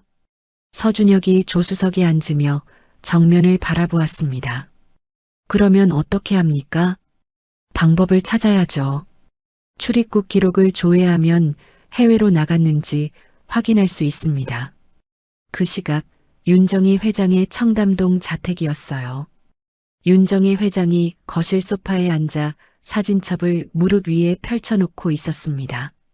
3살배기 윤준이가 마당에서 곰 인형을 들고 웃는 사진이었어요. 회장의 손가락이 사진 위를 천천히 쓸었습니다. 회장의 입술이 움직였어요. 윤준아, 엄마가 찾았어. 이번에는 놓치지 않을게. 회장이 사진첩을 덮고 전화기를 들었어요. 강도윤 변호사에게 전화를 걸었습니다. 강 변호사, 증거 수집이 어떻게 되고 있어요? 회장님, 법인카드 내역, 찜질방 영상, 기사 제보자, 정보, 이상철 전 경위의 증언, 차량 번호까지 확보했습니다. 박종구만 찾으면 고발장을 완성할 수 있습니다. 윤정희 회장이 사진첩 위에 손을 얹으며 말했어요. 서태주가 가만히 있을 사람이 아니에요. 서두르세요. 알겠습니다, 회장님. 전화를 끄는 윤정희 회장이 창밖을 바라보았어요. 어두워지는 하늘 아래 정원의 나무가 바람에 흔들리고 있었습니다. 회장이 소파 옆 작은 탁자 위에 놓인 곰 인형을 집어들었어요. 곰 인형의 별 모양 패치를 엄지손가락으로 문질렀습니다. 그 시각 태성식품 부사장실이었어요. 서태주가 책상 앞에 서서 전화를 받고 있었습니다. 서태주의 얼굴이 점점 굳어졌어요. 뭐, 찜질방 영상을 가져갔다고? 전화를 끄는 서태주가 책상을 주먹으로 내리쳤습니다. 연필꽂이가 쓰러지며 볼펜들이 바닥에 흩어졌어요. 서태주가 서민재에게 전화를 걸었습니다. 민재야. 네, 아버지. 강도윤이 찜질방 영상을 확보했다. 법인카드 내역까지 넘어가면 끝이야. 서민재의 숨소리가 전화기 너머로 거칠게 들렸어요. 어떻게 합니까? 서태주가 창밖을 바라보며 목소리를 낮췄습니다. 장세훈 전무에게 연락해. 해외 계좌에 있는 돈을 옮겨야 한다. 그리고 박종구 입을 막아. 그 사람이 입을 열면 28년 전 일이 전부 드러난다. 전화를 끄는 서태주가 서재 한쪽 금고를 열었어요. 금고 안에서 낡은 서류 봉투 하나를 꺼냈습니다. 봉투 겉면에 96년 경기도라고 적혀 있었어요. 서태주가 봉투를 한참 내려다보다가 품 안에 넣었습니다. 서태주의 이마에 땀줄기가 흘러내렸죠. 그 시각 서민재가 태성식품 사무실에서 장세훈 전무에게 전화를 걸고 있었어요. 장 전무님, 아버지가 연락하라고 했습니다. 해외 계좌 건이에요. 장세훈의 목소리가 전화 너머로 낮게 들렸습니다. 얼마를 옮기라는 거냐? 전부요. 검찰이 움직이기 전에 빼야 합니다. 장세훈이 잠시 침묵했어요. 공동 서명이 필요하다. 부사장님이 직접 오셔야 해. 아버지가 내일 만나자고 합니다. 전화를 끊은 서민재가 의자에 기대며 천장을 올려다보았어요. 서민재의 손가락이 책상 모서리를 두드리고 있었습니다. 서민재의 입꼬리가 내려간 채 굳어 있었죠. 법원의 자료 제출 명령이 내려진 다음 날이었습니다. 강도윤 변호사가 사무실 책상 위에 서류 4묶음을 나란히 펼쳐놓았어요. 서준혁이 맞은편 의자에서 몸을 앞으로 숙이며 물었습니다. 전부 나온 겁니까? 네. 법인카드 사용 내역, 찜질방 영상 캡처본, 기사 제보자 통화 기록, 이상철 선생님 진술서까지 4가지입니다. 강도윤 변호사가 법인카드 내역서를 손가락으로 짚으며 말했어요. 서민재 명의 법인카드로 검사기관 책임연구원 개인 계좌에 5천만 원이 입금됐습니다. 날짜가 검체 채취 이틀 뒤에요. 서준혁이 내역서를 가져와 눈으로 훑었습니다. 검사 결과가 나오기 하루 전에 돈을 보낸 겁니까? 맞습니다. 결과를 조작하라는 대가였던 거죠. 강도윤 변호사가 2번째 서류를 밀며 말했어요. 찜질방 영상에 찍힌 3명의 신원도 확인했습니다. 모두 서민재 상무가 고용한 사설업체 직원이에요. 서준혁이 고개를 끄덕이며 3번째 서류를 가리켰습니다. 기사 제보자는요? 태성식품 홍보팀 과장입니다. 서민재 상무의 직속 부하예요. 기자가 제보 당시 통화 녹음 파일까지 보관하고 있었습니다. 서준혁이 의자 등받이에 몸을 기대며 천장을 올려다보았어요. 두 손으로 얼굴을 쓸어내린 서준혁의 입에서 긴 숨이 새어나왔습니다. 이것만으로 고발할 수 있습니까? 최근 사건은 충분합니다. 증거 조작, 명예훼손, 폭행 교사까지 가능해요. 하지만 28년 전 유괴 사건을 묶으려면 박종구의 진술이 반드시 있어야 합니다. 서준혁이 자리에서 일어나며 말했어요. 박종구를 아직 못 찾은 겁니까? 강도윤 변호사가 전화기를 내려다보며 대답했습니다. 출입국 기록을 조회했습니다. 박종구는 국내에 있어요. 출국 기록이 없습니다. 어딘가에 숨어 살고 있는 거죠. 서준혁이 창가로 걸어가며 물었어요. 그러면 어떻게 찾습니까? 강도윤 변호사가 입을 열려는 순간 전화가 울렸어요. 화면을 확인한 강도윤 변호사의 눈이 가늘어졌습니다. 여보세요. 전화 너머로 낮고 떨리는 남자 목소리가 들렸어요. 강도윤 변호사가 전화를 끊고 서준혁을 돌아보았습니다. 박종구가 직접 연락해 왔습니다. 서준혁의 눈이 커졌어요. 직접요? 만나자고 합니다. 내일 오후 수원역 앞 커피점이에요. 서준혁이 한 발 앞으로 다가서며 말했습니다. 함정일 수 있지 않습니까? 강도윤 변호사가 전화기를 내려놓으며 고개를 저었어요. 목소리가 떨리고 있었습니다. 겁을 먹은 사람 목소리였어요. 서태주 쪽에서 입막음을 시도한 것 같습니다. 그래서 오히려 먼저 나온 거일 수 있어요. 서준혁이 입술을 한번 깨물었다가 놓으며 말했습니다. 제가 같이 가겠습니다. 위험할 수 있어요. 28년 전에 저를 버린 사람입니다. 제 눈으로 직접 봐야 합니다. 강도윤 변호사가 서준혁의 눈을 한참 들여다보다가 고개를 끄덕였어요. 다음 날 오후 수원역 앞 커피점이었습니다. 강도윤 변호사와 서준혁이 구석자리에 나란히 앉아 있었어요. 서준혁이 커피잔을 쥔 채 입구를 바라보고 있었습니다. 커피잔 속 커피가 미세하게 흔들리고 있었죠. 문이 열리고 회색 점퍼를 입은 중년 남자가 들어왔어요.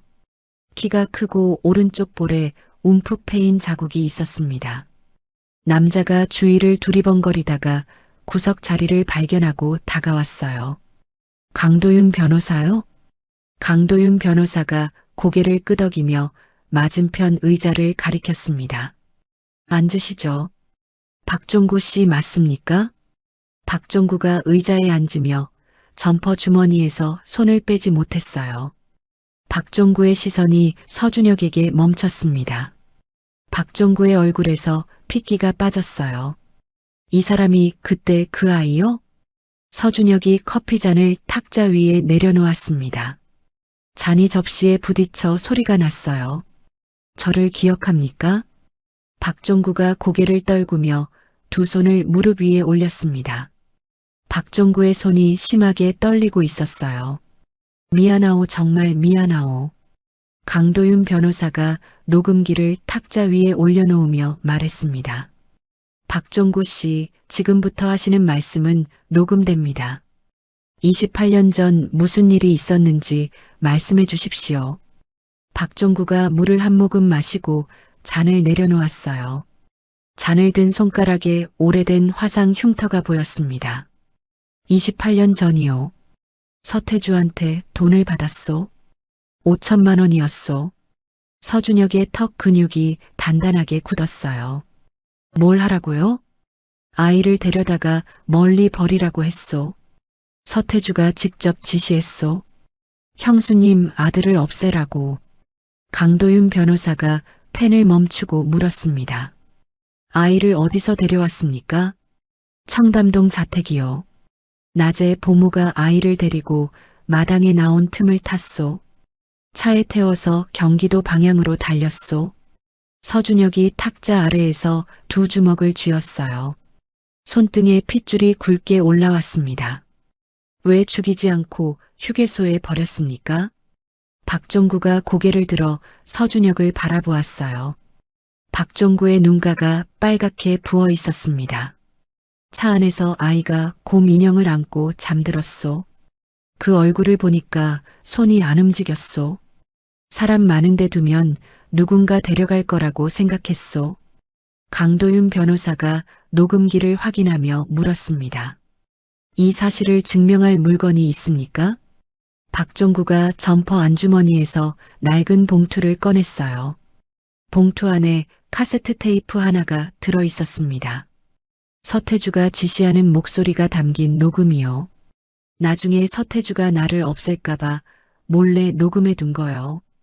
강도윤 변호사가 봉투를 받아들며 박종구를 바라보았어요. 왜 이제 와서 나오신 겁니까? 박종구가 두 손으로 얼굴을 감쌌습니다. 손가락 사이로 목소리가 새어나왔어요. 서태주 쪽에서 사람이 왔소. 입 다물라고 협박했소. 이번에는 돈이 아니라 칼이었소. 이대로 있으면 죽겠다 싶어서 차라리 먼저 나온 거요. 서준혁이 자리에서 일어섰어요. 서준혁이 박종구를 내려다보았습니다. 서준혁의 입술이 떨렸어요. 무언가 말하려다가 입을 다물고 고개를 돌렸습니다. 커피점 유리창 너머로 시선을 던진 서준혁의 눈가가 젖어 있었죠. 강도윤 변호사가 자리에서 일어나며 말했습니다. 박종구 씨, 지금부터 안전한 장소로 모시겠습니다. 검찰의 증인 보호를 요청할 겁니다. 박종구가 고개를 끄덕이며 자리에서 일어났어요. 박종구가 서준혁 앞을 지나가다가 멈췄습니다. 그때 그 곰 인형 아직 가지고 있어? 서준혁이 천천히 고개를 돌려 박종구를 바라보았어요. 있습니다. 박종구의 입꼬리가 한번 떨리더니 고개를 숙이며 문을 향해 걸어갔습니다. 강도윤 변호사가 서준혁의 옆에 서며 낮은 목소리로 말했어요. 카세트 테이프, 법인카드 내역, 찜질방 영상, 기사 제보자 통화 녹음, 해외 검사 결과, 그리고 박종구 증언까지 고발장을 오늘 밤에 완성합니다. 서준혁이 주머니에서 파출소 사진을 꺼내 한참 내려다보았습니다. 강 변호사님, 어머니한테 먼저 알려야 하지 않습니까? 강도윤 변호사가 차 열쇠를 꺼내며 고개를 끄덕였어요. 지금 바로 회장님께 가시죠. 저녁 윤정희 회장의 청담동 자택 거실이었습니다. 윤정희 회장이 소파에 앉아 강도윤 변호사의 말을 듣고 있었어요. 테이블 위에 카세트 테이프와 서류 묶음이 놓여 있었습니다. 강도윤 변호사가 카세트 테이프를 가리키며 말했어요. 28년 전 서태주 부사장이 박종구에게 지시하는 목소리가 담긴 녹음입니다. 윤정희 회장이 카세트 테이프를 집어들었어요. 테이프를 쥔 회장의 손가락이 하얗게 변했습니다. 태주가 직접? 박종구가 증언했습니다. 서태주 부사장이 5천만 원을 주고 아이를 데려다 버리라고 시켰다고요. 윤정희 회장이 테이프를 테이블 위에 내려놓았어요. 회장의 두 손이 무릎 위에서 부들부들 떨렸습니다. 회장이 이를 악물며 고개를 떨구었어요. 같은 밥상에서 밥을 먹었어요. 명절마다 얼굴을 맞대고 앉았어요. 그 사람이 내 아들을 버렸어요. 회장의 목소리가 갈라졌어요. 회장이 고개를 들었습니다. 눈이 빨갛게 충혈되어 있었어요. 윤준이가 얼마나 무서웠을까. 3살짜리가 모르는 사람 차에 타서 얼마나 울었을까. 서준혁이 거실 입구에 서서 윤정희 회장을 바라보고 있었어요. 서준혁의 두 손이 바지 옆에 붙은 채 주먹을 쥐고 있었습니다. 윤정희 회장이 서준혁을 돌아보았어요. 윤준아. 서준혁이 한 걸음 앞으로 나왔습니다. 다 들었습니다, 어머니. 윤정희 회장이 자리에서 일어나 서준혁 앞에 섰어요. 회장의 손이 올라와 서준혁의 팔을 잡았습니다. 미안해, 엄마가 지켜주지 못해서 미안해. 서준혁이 고개를 저었어요. 어머니 잘못이 아닙니다. 윤정희 회장이 서준혁의 팔을 놓고 등을 곧게 세웠어요. 손수건으로 눈물을 닦은 회장의 눈빛이 달라졌습니다. 강 변호사, 고발장 내일 아침에 접수하세요. 강도윤 변호사가 고개를 끄덕이며 가방에서 서류를 꺼냈어요. 고발 대상은 3명입니다. 서태주 부사장, 서민재 상무, 장세훈 전무. 혐의는 유괴, 증거 조작, 횡령, 명예훼손이에요. 회장님 서명이 필요합니다. 윤정희 회장이 펜을 들어 고발장 하단에 서명했습니다. 펜을 내려놓은 회장의 손등에 핏줄이 선명하게 서 있었어요. 끝까지 가겠습니다. 강도윤 변호사가 고발장을 가방에 넣으며 말했어요. 회장님, 한 가지 더 말씀드릴 것이 있습니다. 검찰의 해외 계좌 동결도 함께 요청하겠습니다. 서태주 부사장과 장세훈 전무의 공동명의 계좌에 약 1270억 원이 있는 것으로 파악됐습니다. 윤정희 회장의 눈이 커졌어요. 1270억이요? 네. 28년 동안 회사 자금을 빼돌린 겁니다. 윤정희 회장이 소파 팔걸이를 꽉 움켜쥐었어요. 회장의 입술이 가늘게 떨렸습니다. 내가 아들을 찾느라 정신이 없는 동안 그 사람이 회사까지 먹고 있었던 거예요. 서준혁이 윤정희 회장 옆에 앉으며 말했어요. 어머니, 이제 다 찾아오면 됩니다. 윤정희 회장이 서준혁을 바라보았어요. 회장의 입꼬리가 떨리다가 살짝 올라갔습니다. 그래, 다 찾아와야지. 다음 날 아침 강도윤 변호사가 검찰청 계단을 올라갔습니다. 고발장이 든 서류 봉투를 접수 창구에 내밀었어요. 40분 뒤 강도윤 변호사가 검찰청 건물 밖으로 나왔습니다. 서준혁이 건물 앞 벤치에서 일어섰어요. 접수됐습니까? 네. 검찰이 즉시 수사에 착수한다고 합니다. 해외 계좌 동결 요청도 함께 넣었어요. 서준혁이 고개를 끄덕이며 전화기를 꺼냈습니다. 어머니한테 알려야겠습니다. 잠깐요. 강도윤 변호사가 서준혁의 팔을 잡으며 목소리를 낮췄어요. 서태주 쪽에서 움직일 겁니다. 회장님 경호를 강화해야 해요. 오늘부터 회장님 곁에 사람을 붙이겠습니다.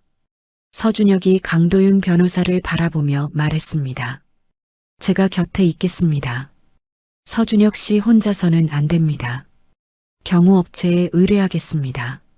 서준혁이 입술을 한번 깨물었다가 고개를 끄덕였어요. 그날 오후 태성식품 부사장실이었습니다. 서태주가 전화를 받고 있었어요. 서태주의 손이 전화기를 쥔 채 떨리고 있었습니다. 검찰에서 수사에 착수했다고? 해외 계좌 동결 요청까지?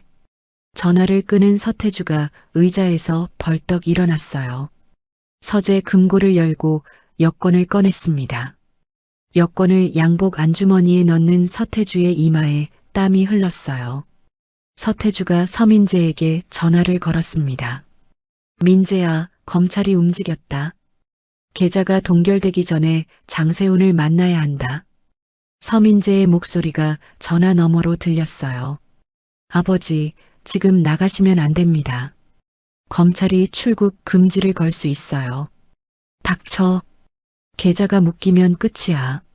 서태주가 전화를 끊고 부사장실을 나섰습니다. 같은 시각 장세훈 전무가 태성식품 본사 지하주차장에서 차에 시동을 걸고 있었어요. 장세훈의 전화가 울렸습니다. 장 전무님, 검찰에서 해외 계좌 동결 요청을 넣었답니다. 장세훈의 손이 핸들 위에서 멈췄어요. 장세훈이 백미러를 보며 이를 악물었습니다. 동결이 실행되기 전에 돈을 빼야 한다. 서태주 부사장은 어디 있냐? 지금 공항으로 가시는 것 같습니다. 장세훈이 차를 출발시키며 중얼거렸어요. 공항은 안 돼. 검찰이 먼저 막을 거야. 장세훈이 방향을 틀어 강남 쪽으로 향했습니다. 이틀 뒤 아침 뉴스에 태성식품 관련 기사가 떴어요. 태성식품 회장 윤정의 과거 정신과 입원 기록 확인이라는 제목이었습니다. 기사 안에 윤정희 회장이 15년 전석 달간 정신과에 입원했던 의료 기록 사본이 첨부되어 있었어요. 윤정희 회장이 거실 텔레비전 앞에 서서 뉴스를 보고 있었습니다. 리모컨을 쥔 회장의 손이 떨렸어요. 서준혁이 거실로 뛰어들어왔습니다. 어머니, 뉴스 보셨습니까? 윤정희 회장이 리모컨을 소파 위에 내려놓으며 고개를 돌렸어요. 회장의 얼굴이 하얗게 질려 있었습니다. 장세훈이야. 그 사람만 이 기록을 알고 있었어. 서준혁이 전화기를 꺼내 강도윤 변호사에게 전화를 걸었어요. 강 변호사님, 뉴스 보셨습니까? 회장님 정신과 입원 기록이 유출됐습니다. 강도윤 변호사의 목소리가 빠르게 들렸어요. 맞습니다. 장세훈이 흘린 것으로 보입니다. 주가에 영향을 줘서 이사회를 흔들려는 거예요. 어떻게 해야 합니까? 회장님이 직접 기자회견을 여는 수밖에 없습니다. 숨기면 더 커져요. 전화를 끄는 서준혁이 윤정희 회장을 바라보았습니다. 어머니, 강 변호사님이 기자회견을 하시라고 합니다. 윤정희 회장이 창밖을 바라보며 입을 열었어요. 15년 전에 윤준이를 찾다가 쓰러졌어요. 석 달 동안 병원에 있었어요. 아들을 잃은 엄마가 아픈 게 잘못이야? 서준혁이 윤정희 회장 앞에 섰습니다. 잘못이 아닙니다. 그러니까 직접 말씀하시는 겁니다. 윤정희 회장이 서준혁의 눈을 한참 바라보다가 고개를 끄덕였어요. 그래, 숨길 게 없어. 그날 오후 태성식품 본사 기자회견장이었습니다. 윤정희 회장이 단상에 올라 마이크 앞에 섰어요. 카메라 플래시가 터지는 가운데 회장이 입을 열었습니다. 15년 전 사라진 아들을 찾다가 몸과 마음이 무너졌습니다. 석 달간 병원에서 치료를 받았습니다. 아들을 잃은 어미가 쓰러진 것을 부끄러워하지 않겠습니다. 기자들이 일제히 손을 들었어요. 윤정희 회장이 기자 한 명을 가리켰습니다. 회장님, 그 아들을 찾으셨다는 소문이 사실입니까? 윤정희 회장이 서준혁을 돌아보았어요. 서준혁이 회견장 뒤쪽에 서 있었습니다. 회장이 다시 정면을 바라보며 말했어요. 네. 28년 만에 제 아들을 찾았습니다.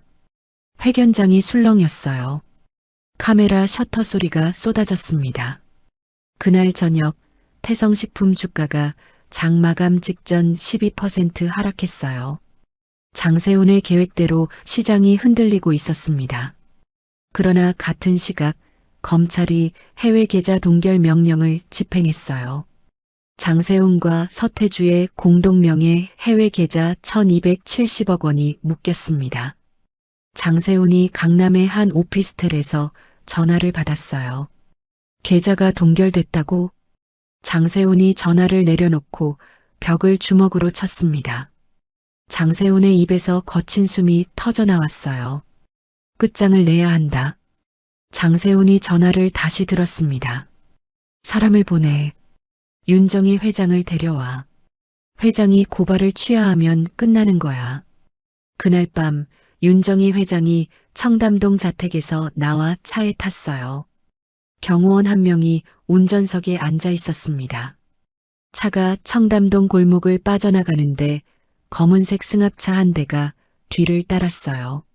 신호등에 멈춘 순간 승합차에서 남자 4명이 내렸습니다. 남자들이 윤정희 회장의 차를 둘러쌌어요. 운전석 문이 열리고 경호원이 끌려 나왔습니다. 윤정희 회장이 뒷좌석에서 문을 잠그려 했지만 남자 한 명이 창문을 깨고 문을 열었어요. 회장의 팔을 잡고 승합차로 끌고 갔습니다. 윤정희 회장이 소리를 질렀어요. 이게 무슨 짓이야? 남자가 회장의 입을 막으며 승합차 뒷좌석에 밀어 넣었습니다. 승합차가 빠르게 출발했어요. 쓰러진 경호원이 전화기를 꺼내 서준혁에게 전화를 걸었습니다. 서준혁 씨, 회장님이 납치됐습니다. 검은색 승합차입니다. 서준혁의 얼굴이 굳었어요. 서준혁이 전화를 끊고 현관을 뛰쳐나갔습니다. 서준혁이 강도윤 변호사에게 전화를 걸며 달렸어요. 강 변호사님, 어머니가 납치됐습니다. 경찰에 신고해 주십시오. 알겠습니다. 서준혁 씨, 혼자 움직이지 마십시오. 서준혁이 전화를 끊었어요. 경호원에게 다시 전화를 걸었습니다. 승합차 번호를 봤습니까? 앞 4자리만 봤습니다. 4327입니다. 방향은요? 강남대로 방향으로 갔습니다. 서준혁이 도로변에 세워진 오토바이 한 대를 보았어요. 오토바이 주인에게 뛰어가 말했습니다. 급한 일입니다. 오토바이를 빌려주십시오. 살해하겠습니다. 주인이 서준혁의 표정을 보고 열쇠를 건넸어요. 서준혁이 오토바이에 올라타 강남대로 방향으로 출발했습니다. 승합차의 뒤를 쫓은 서준혁이 20분 뒤 강남 외곽의 한 폐건물 앞에 도착했어요. 승합차가 건물 앞에 세워져 있었습니다. 서준혁이 오토바이를 세우고 건물 안으로 들어갔어요. 어두운 복도를 지나자 넓은 공간이 나왔습니다. 윤정희 회장이 의자에 앉아 있었어요. 양손이 의자 팔걸이에 묶여 있었습니다. 회장의 얼굴에 긁힌 자국이 있었어요. 장세훈이 회장 앞에 서 있었습니다. 회장님, 간단합니다. 고발을 취하하시면 됩니다. 윤정희 회장이 장세훈을 올려다보며 말했어요. 장세훈, 네가 이런 짓까지 하는 거야? 저도 살아야 합니다. 고발을 취하하시면 아무 일 없었던 것처럼 돌려보내드리겠습니다. 윤정희 회장이 고개를 저었어요. 안 해. 장세훈의 얼굴이 일그러졌습니다. 회장님, 다시 생각하십시오. 28년 동안 내 아들을 빼앗아 놓고 이제 와서 취하하라고? 죽어도 안 해. 장세훈이 뒤에 서 있던 남자들에게 고개를 끄덕였어요. 남자 한 명이 회장의 어깨를 눌렀습니다. 그때 건물 입구에서 발소리가 울렸어요. 서준혁이 넓은 공간 안으로 걸어 들어왔습니다. 장세훈이 고개를 돌려 서준혁을 보았어요. 누구야? 서준혁이 걸음을 멈추지 않고 다가왔습니다. 장세훈이 남자들에게 소리쳤어요. 막아. 남자 4명이 서준혁에게 달려들었습니다. 첫 번째 남자가 주먹을 휘둘렀어요. 서준혁이 몸을 낮춰 피하며 남자의 복부를 가격했습니다. 남자가 허리를 잡고 쓰러졌어요. 두 번째 남자가 뒤에서 서준혁의 목을 잡으려 했습니다. 서준혁이 몸을 돌려 남자의 팔을 비틀었어요. 남자가 비명을 지르며 바닥에 넘어졌습니다. 세 번째와 네 번째 남자가 동시에 달려들었어요. 서준혁이 한 명의 다리를 걸어 넘어뜨리고 다른 한 명의 턱을 팔꿈치로 쳤습니다. 두 사람이 나란히 바닥에 쓰러졌어요. 장세훈이 뒷걸음질치며 주머니에서 칼을 꺼냈습니다. 장세훈의 손이 떨리고 있었어요. 오지 마. 서준혁이 멈추지 않고 한 걸음 다가갔습니다. 장세훈이 칼을 휘둘렀어요. 서준혁이 왼팔로 칼날을 막았습니다. 팔뚝에서 피가 흘렀어요. 서준혁이 오른손으로 장세훈의 손목을 잡아 비틀었습니다. 칼이 바닥에 떨어졌어요. 서준혁이 장세훈의 멱살을 잡고 벽에 밀어붙였습니다. 어머니한테 손대지 마. 장세훈의 다리에서 힘이 빠졌어요. 장세훈이 벽을 타고 주저앉았습니다. 서준혁이 장세훈을 놓고 윤정희 회장에게 달려갔어요. 의자 팔걸이에 묶인 끈을 풀며 말했습니다. 어머니, 괜찮습니까? 윤정희 회장이 풀려난 손으로 서준혁의 얼굴을 잡았어요. 서준혁의 팔뚝에서 흐르는 피를 보며 회장의 입이 벌어졌습니다. 윤준아, 팔에 피가 나잖아. 괜찮습니다. 어머니가 다치신 데는 없습니까? 윤정희 회장이 서준혁의 팔을 두 손으로 감싸 잡았어요. 회장의 눈에서 눈물이 흘러내렸습니다. 바보야, 왜 혼자 와다치면 어떡해. 건물 밖에서 경찰 사이렌 소리가 울렸어요. 강도윤 변호사의 신고를 받은 경찰이 도착한 것이었습니다. 경찰이 건물 안으로 들어와 장세훈과 남자 4명을 체포했어요. 장세훈이 수갑을 찬 채 끌려나가며 고개를 숙였습니다. 경찰관이 서준혁에게 다가왔어요. 팔 치료부터 받으셔야 합니다. 서준혁이 고개를 저었습니다. 어머니 먼저 병원에 데려다 주십시오. 윤정희 회장이 서준혁의 손을 잡았어요. 회장의 손이 떨리고 있었지만 서준혁의 손을 놓지 않았습니다. 같이 가자. 경찰차가 두 사람을 태우고 병원으로 향했어요. 차 안에서 윤정희 회장이 서준혁의 다치지 않은 오른손을 꼭 잡고 있었습니다. 회장의 입술이 움직였어요. 이제 안 놓을 거야. 다시는 안 놓을 거야. 서준혁이 윤정희 회장의 손을 한 번 꼭 쥐었어요. 서준혁의 눈가가 젖어 있었지만 입꼬리가 살짝 올라가 있었습니다. 6달이 지났습니다. 서울중앙지방법원 대법정이었어요. 방청석이 빈자리 없이 꽉 차 있었습니다. 기자들이 법정 입구 양쪽에 카메라를 들고 서 있었죠. 서준혁이 방청석 첫 번째 줄에 앉아 정면을 바라보고 있었어요. 왼쪽 팔뚝에 흉터가 희미하게 남아 있었습니다. 윤정희 회장이 서준혁의 옆에 앉아 두 손을 무릎 위에 가지런히 모으고 있었어요. 피고인석에 서태주가 수갑을 찬 채 앉아 있었습니다. 6달 전과 달리 서태주의 머리카락이 하얗게 새어 있었어요. 양복 대신 회색 수의를 입은 서태주의 어깨가 축 처져 있었죠. 서태주 옆에 서민재가 고개를 숙인 채 앉아 있었어요. 서민재의 손톱이 물어뜯겨 들쭉날쭉했습니다. 그 옆에 장세훈이 앉아 있었어요. 장세훈의 오른쪽 손목에 깁스가 감겨 있었습니다. 재판장이 자리에 앉으며 입을 열었어요. 피고인들에 대한 선고를 시작하겠습니다. 법정이 조용해졌습니다. 기침 소리 하나 들리지 않았어요. 피고인 서태주는 28년 전 친형의 아들을 유기하고 회사 자금 1270억 원을 횡령하며 증거를 조작하여 수사를 방해한 혐의가 모두 인정됩니다. 서태주가 고개를 들어 재판장을 바라보았어요. 서태주의 입술이 바짝 말라 갈라져 있었습니다. 피고인 서태주를 징역 25년에 처합니다. 방청석에서 웅성거리는 소리가 퍼졌어요. 서태주의 몸이 앞으로 기울었습니다. 두 손으로 피고인석 난간을 잡은 서태주의 손가락이 하얗게 질렸어요. 피고인 서민재는 증거 조작, 명예훼손, 뇌물공여 혐의가 인정됩니다. 징역 12년에 처합니다. 서민재가 고개를 더 깊이 숙였어요.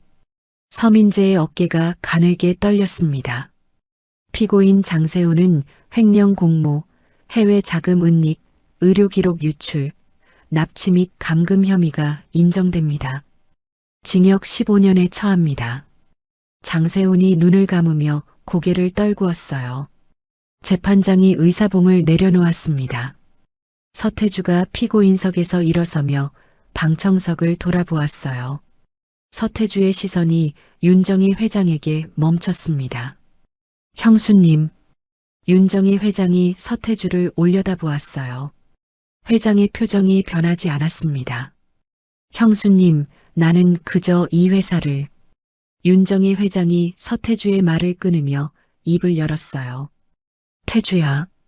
서태주의 입이 멈췄습니다. 네가 윤준이를 버린 날 그 애가 얼마나 울었을 것 같아? 3살짜리가 엄마를 부르면서 얼마나 울었을 것 같아? 서태주의 눈이 흔들렸어요. 28년 동안 나는 매일 밤 그의 이름을 부르며 잠들었어. 네가 내 옆에 앉아 명절 밥을 먹는 동안 나는 빈 아이방 앞에서 울고 있었어. 윤정희 회장의 목소리가 떨리지 않았어요. 회장의 눈가에 물기가 맺혔지만 한 방울도 흘러내리지 않았습니다. 할 말은 그것뿐이야. 교도관이 서태주의 팔을 잡고 일으켰어요. 서태주가 끌려나가며 한 번 더 뒤를 돌아보았습니다. 윤정희 회장은 시선을 돌리지 않았어요. 회장의 턱이 미세하게 떨렸지만 등은 곧게 서 있었습니다. 법정을 나선 윤정희 회장과 서준혁이 복도를 걸었어요. 강도윤 변호사가 뒤따르며 말했습니다. 민사소송도 마무리됐습니다. 횡령 자금 전액 환수 명령이 내려졌고 해외 계좌 동결 해제 절차에 들어갔습니다. 1270억 원이 회사로 돌아옵니다. 윤정희 회장이 걸음을 멈추며 강도윤 변호사를 돌아보았어요. 강 변호사 수고했습니다. 정말 긴 시간이었어요. 강도윤 변호사가 가볍게 고개를 숙이며 말했습니다. 회장님, 한 가지 더 남았습니다. 서준혁 씨의 호적 정정 절차요. 법원에 서류를 제출하면 한 달 안에 원래 이름을 되찾을 수 있습니다.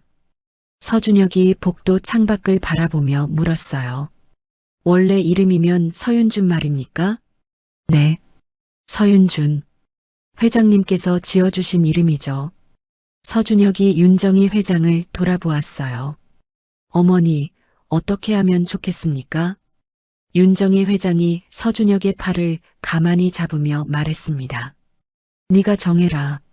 준혁이든 윤준이든 넌 내 아들이니까. 서준혁이 윤정희 회장의 손을 잡으며 말했어요. 서윤준으로 하겠습니다. 어머니가 지어주신 이름으로 살겠습니다. 윤정희 회장의 입꼬리가 떨리다가 천천히 올라갔어요. 회장이 서준혁의 손을 한번 꼭 쥐었습니다. 한 달 뒤 태성식품 본사 대회의실이었어요. 이사회 멤버들이 긴 테이블에 둘러앉아 있었습니다. 윤정희 회장이 테이블 상석에 서서 입을 열었어요. 오늘 안건은 하나입니다. 태성식품 부회장 선임의 건이에요. 이사들이 서류를 넘기며 고개를 들었습니다. 서윤준을 태성식품 부회장으로 선임하고자 합니다. 회의실 문이 열리고 서윤준이 들어왔어요. 검은색 정장을 입은 서윤준이 이사들에게 고개를 숙여 인사했습니다. 서윤준입니다. 부족하지만 최선을 다하겠습니다. 이사 한 명이 안경을 고쳤으며 물었어요. 경영 경험이 없는 분을 부회장에 앉히는 것은 무리가 아닙니까? 윤정희 회장이 이사를 바라보며 대답했습니다. 이 사람은 6달 동안 회사의 모든 보고서를 읽었고 공장 3곳을 직접 돌았고 현장 직원들과 밥을 먹으며 문제를 파악했습니다. 경험은 앞으로 쌓으면 되는 거예요.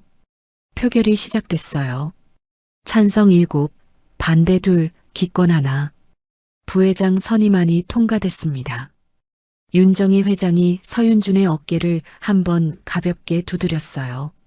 서윤준이 고개를 숙이며 입술을 꽉 다물었습니다. 눈가가 붉어지는 것을 참으려는 듯 천장을 한번 올려다보았죠. 3달 뒤 태성식품 본사 회장실이었어요. 윤정희 회장이 책상 앞에 앉아 서윤준을 불렀습니다. 윤준아, 앉아라. 서윤준이 회장 맞은편 의자에 앉았어요. 윤정희 회장이 서랍에서 서류 한 장을 꺼내 서윤준 앞에 놓았습니다. 회장직 이임 서류야. 서윤준의 눈이 커졌어요. 어머니, 갑자기 무슨 말씀이십니까? 갑자기가 아니야. 오래 생각한 거야. 윤정희 회장이 의자에서 일어나 창가로 걸어갔어요. 창밖을 내다보며 말했습니다. 28년 동안 이 자리에 앉아서 아들을 찾았어.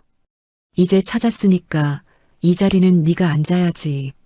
서윤준이 자리에서 일어나 윤정희 회장 곁에 섰어요. 어머니, 아직 제가 부족합니다. 윤정희 회장이 서윤준을 돌아보며 말했어요. 부족하면 채우면 돼. 내가 옆에 있으니까. 서윤준이 입술을 꽉 다물었어요.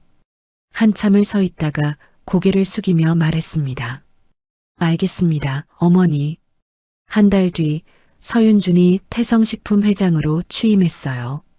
취임 첫날 서윤준이 회장실 책상 위에 물건 하나를 올려놓았습니다.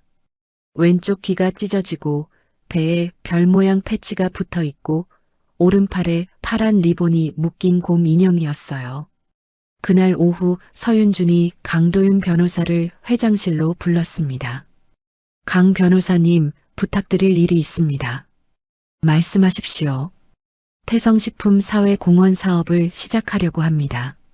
첫 번째로 경기도 안성의 해맑은 집 고아원을 새로 짓겠습니다. 강도윤 변호사가 서윤준을 바라보며 고개를 끄덕였어요. 좋은 뜻입니다. 바로 준비하겠습니다. 그리고 하나 더요. 서윤준이 책상 서랍에서 서류를 꺼냈어요. 공익법률 지원 사업도 함께 할 겁니다. 강 변호사님이 맡아주십시오. 강도윤 변호사가 서류를 받아들며 서윤준을 바라보았습니다. 제가 맡아도 되겠습니까? 이 사건을 처음부터 끝까지 함께 해주신 분입니다. 강 변호사님이 아니면 안 됩니다. 강도윤 변호사가 고개를 숙이며 말했어요. 맡겠습니다. 2달 뒤 경기도 안성의 해맑은 집 고아원이었어요. 낡은 건물 앞에 새 건물의 기초 공사가 한창이었습니다. 서윤준이 공사 현장을 둘러보며 원장 수녀님과 함께 걸었어요. 원장님, 생활관은 아이 4명당 방 하나로 설계했습니다. 식당과 도서실도 따로 만들 겁니다. 원장 수녀님이 공사 현장을 바라보며 두 손을 모았어요. 윤준아, 네가 이렇게 돌아올 줄 몰랐다. 서윤준이 원장 수녀님을 돌아보며 말했습니다. 저를 키워주신 곳입니다. 당연히 해야 할 일이죠. 원장 수녀님이 서윤준의 손을 잡았어요. 수녀님의 주름진 손이 서윤준의 손등을 꼭 감쌌습니다. 그날 저녁 태성식품 본사 지하 주차장이었어요. 서윤준이 차에서 내리다가 주차장 입구 쪽에서 한 남자가 서 있는 것을 보았습니다. 젊은 남자였어요. 낡은 운동화에 검은색 패딩을 입고 한 손에 전화기를 들고 있었습니다. 남자의 등에 대리운전 조끼가 걸려 있었죠. 서윤준이 걸음을 멈추고 남자를 바라보았어요. 남자가 전화기를 귀에 대며 말했습니다. 네, 도착했습니다.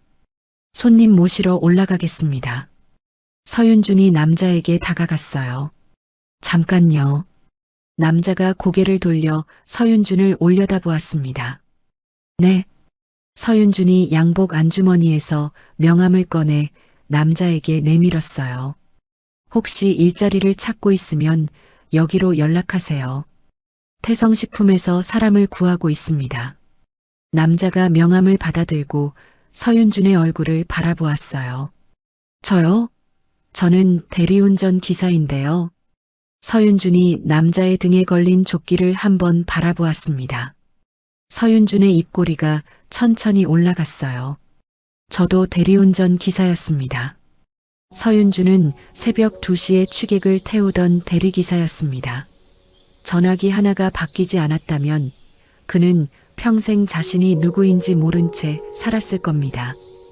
28년이라는 시간은 한 어머니에게 매일 밤 빈 아이 방 앞에서 울게 만들었고 한 아이에게는 자신의 이름조차 모르는 삶을 살게 만들었습니다. 하지만 진실은 사라지지 않았습니다. 낡은 곰 인형에 찢어진 귀, 배에 붙은 별 모양 패치, 그리고 안감에 수노인 이름 2글자가 28년의 거짓을 무너뜨렸습니다. 피는 속일 수 없다는 말이 있죠. 서류를 조작해도, 증거를 없애도, 사람을 협박해도 결국 진실은 제자리를 찾아갑니다. 서윤준이 마지막에 대리운전 기사 청년에게 건넨 명함 한 장. 그 장면이 오래도록 마음에 남는 이유는 자신이 받지 못했던 손길을 누군가에게 먼저 내밀었기 때문일 겁니다. 잃어버린 시간은 되돌릴 수 없지만 남은 시간은 다르게 채울 수 있습니다. 오늘 이 이야기가 여러분의 마음 한쪽에 작은 온기로 남았으면 좋겠습니다. 이야기를 끝까지 들어주셔서 감사합니다. 누군가의 이야기 속에서 당신의 마음이 쉬어갈 수 있길 바랍니다. 구독과 좋아요로 이 따뜻한 여정을 찬란 사연과 함께 해주세요. 다음 이야기에서 또 만나요.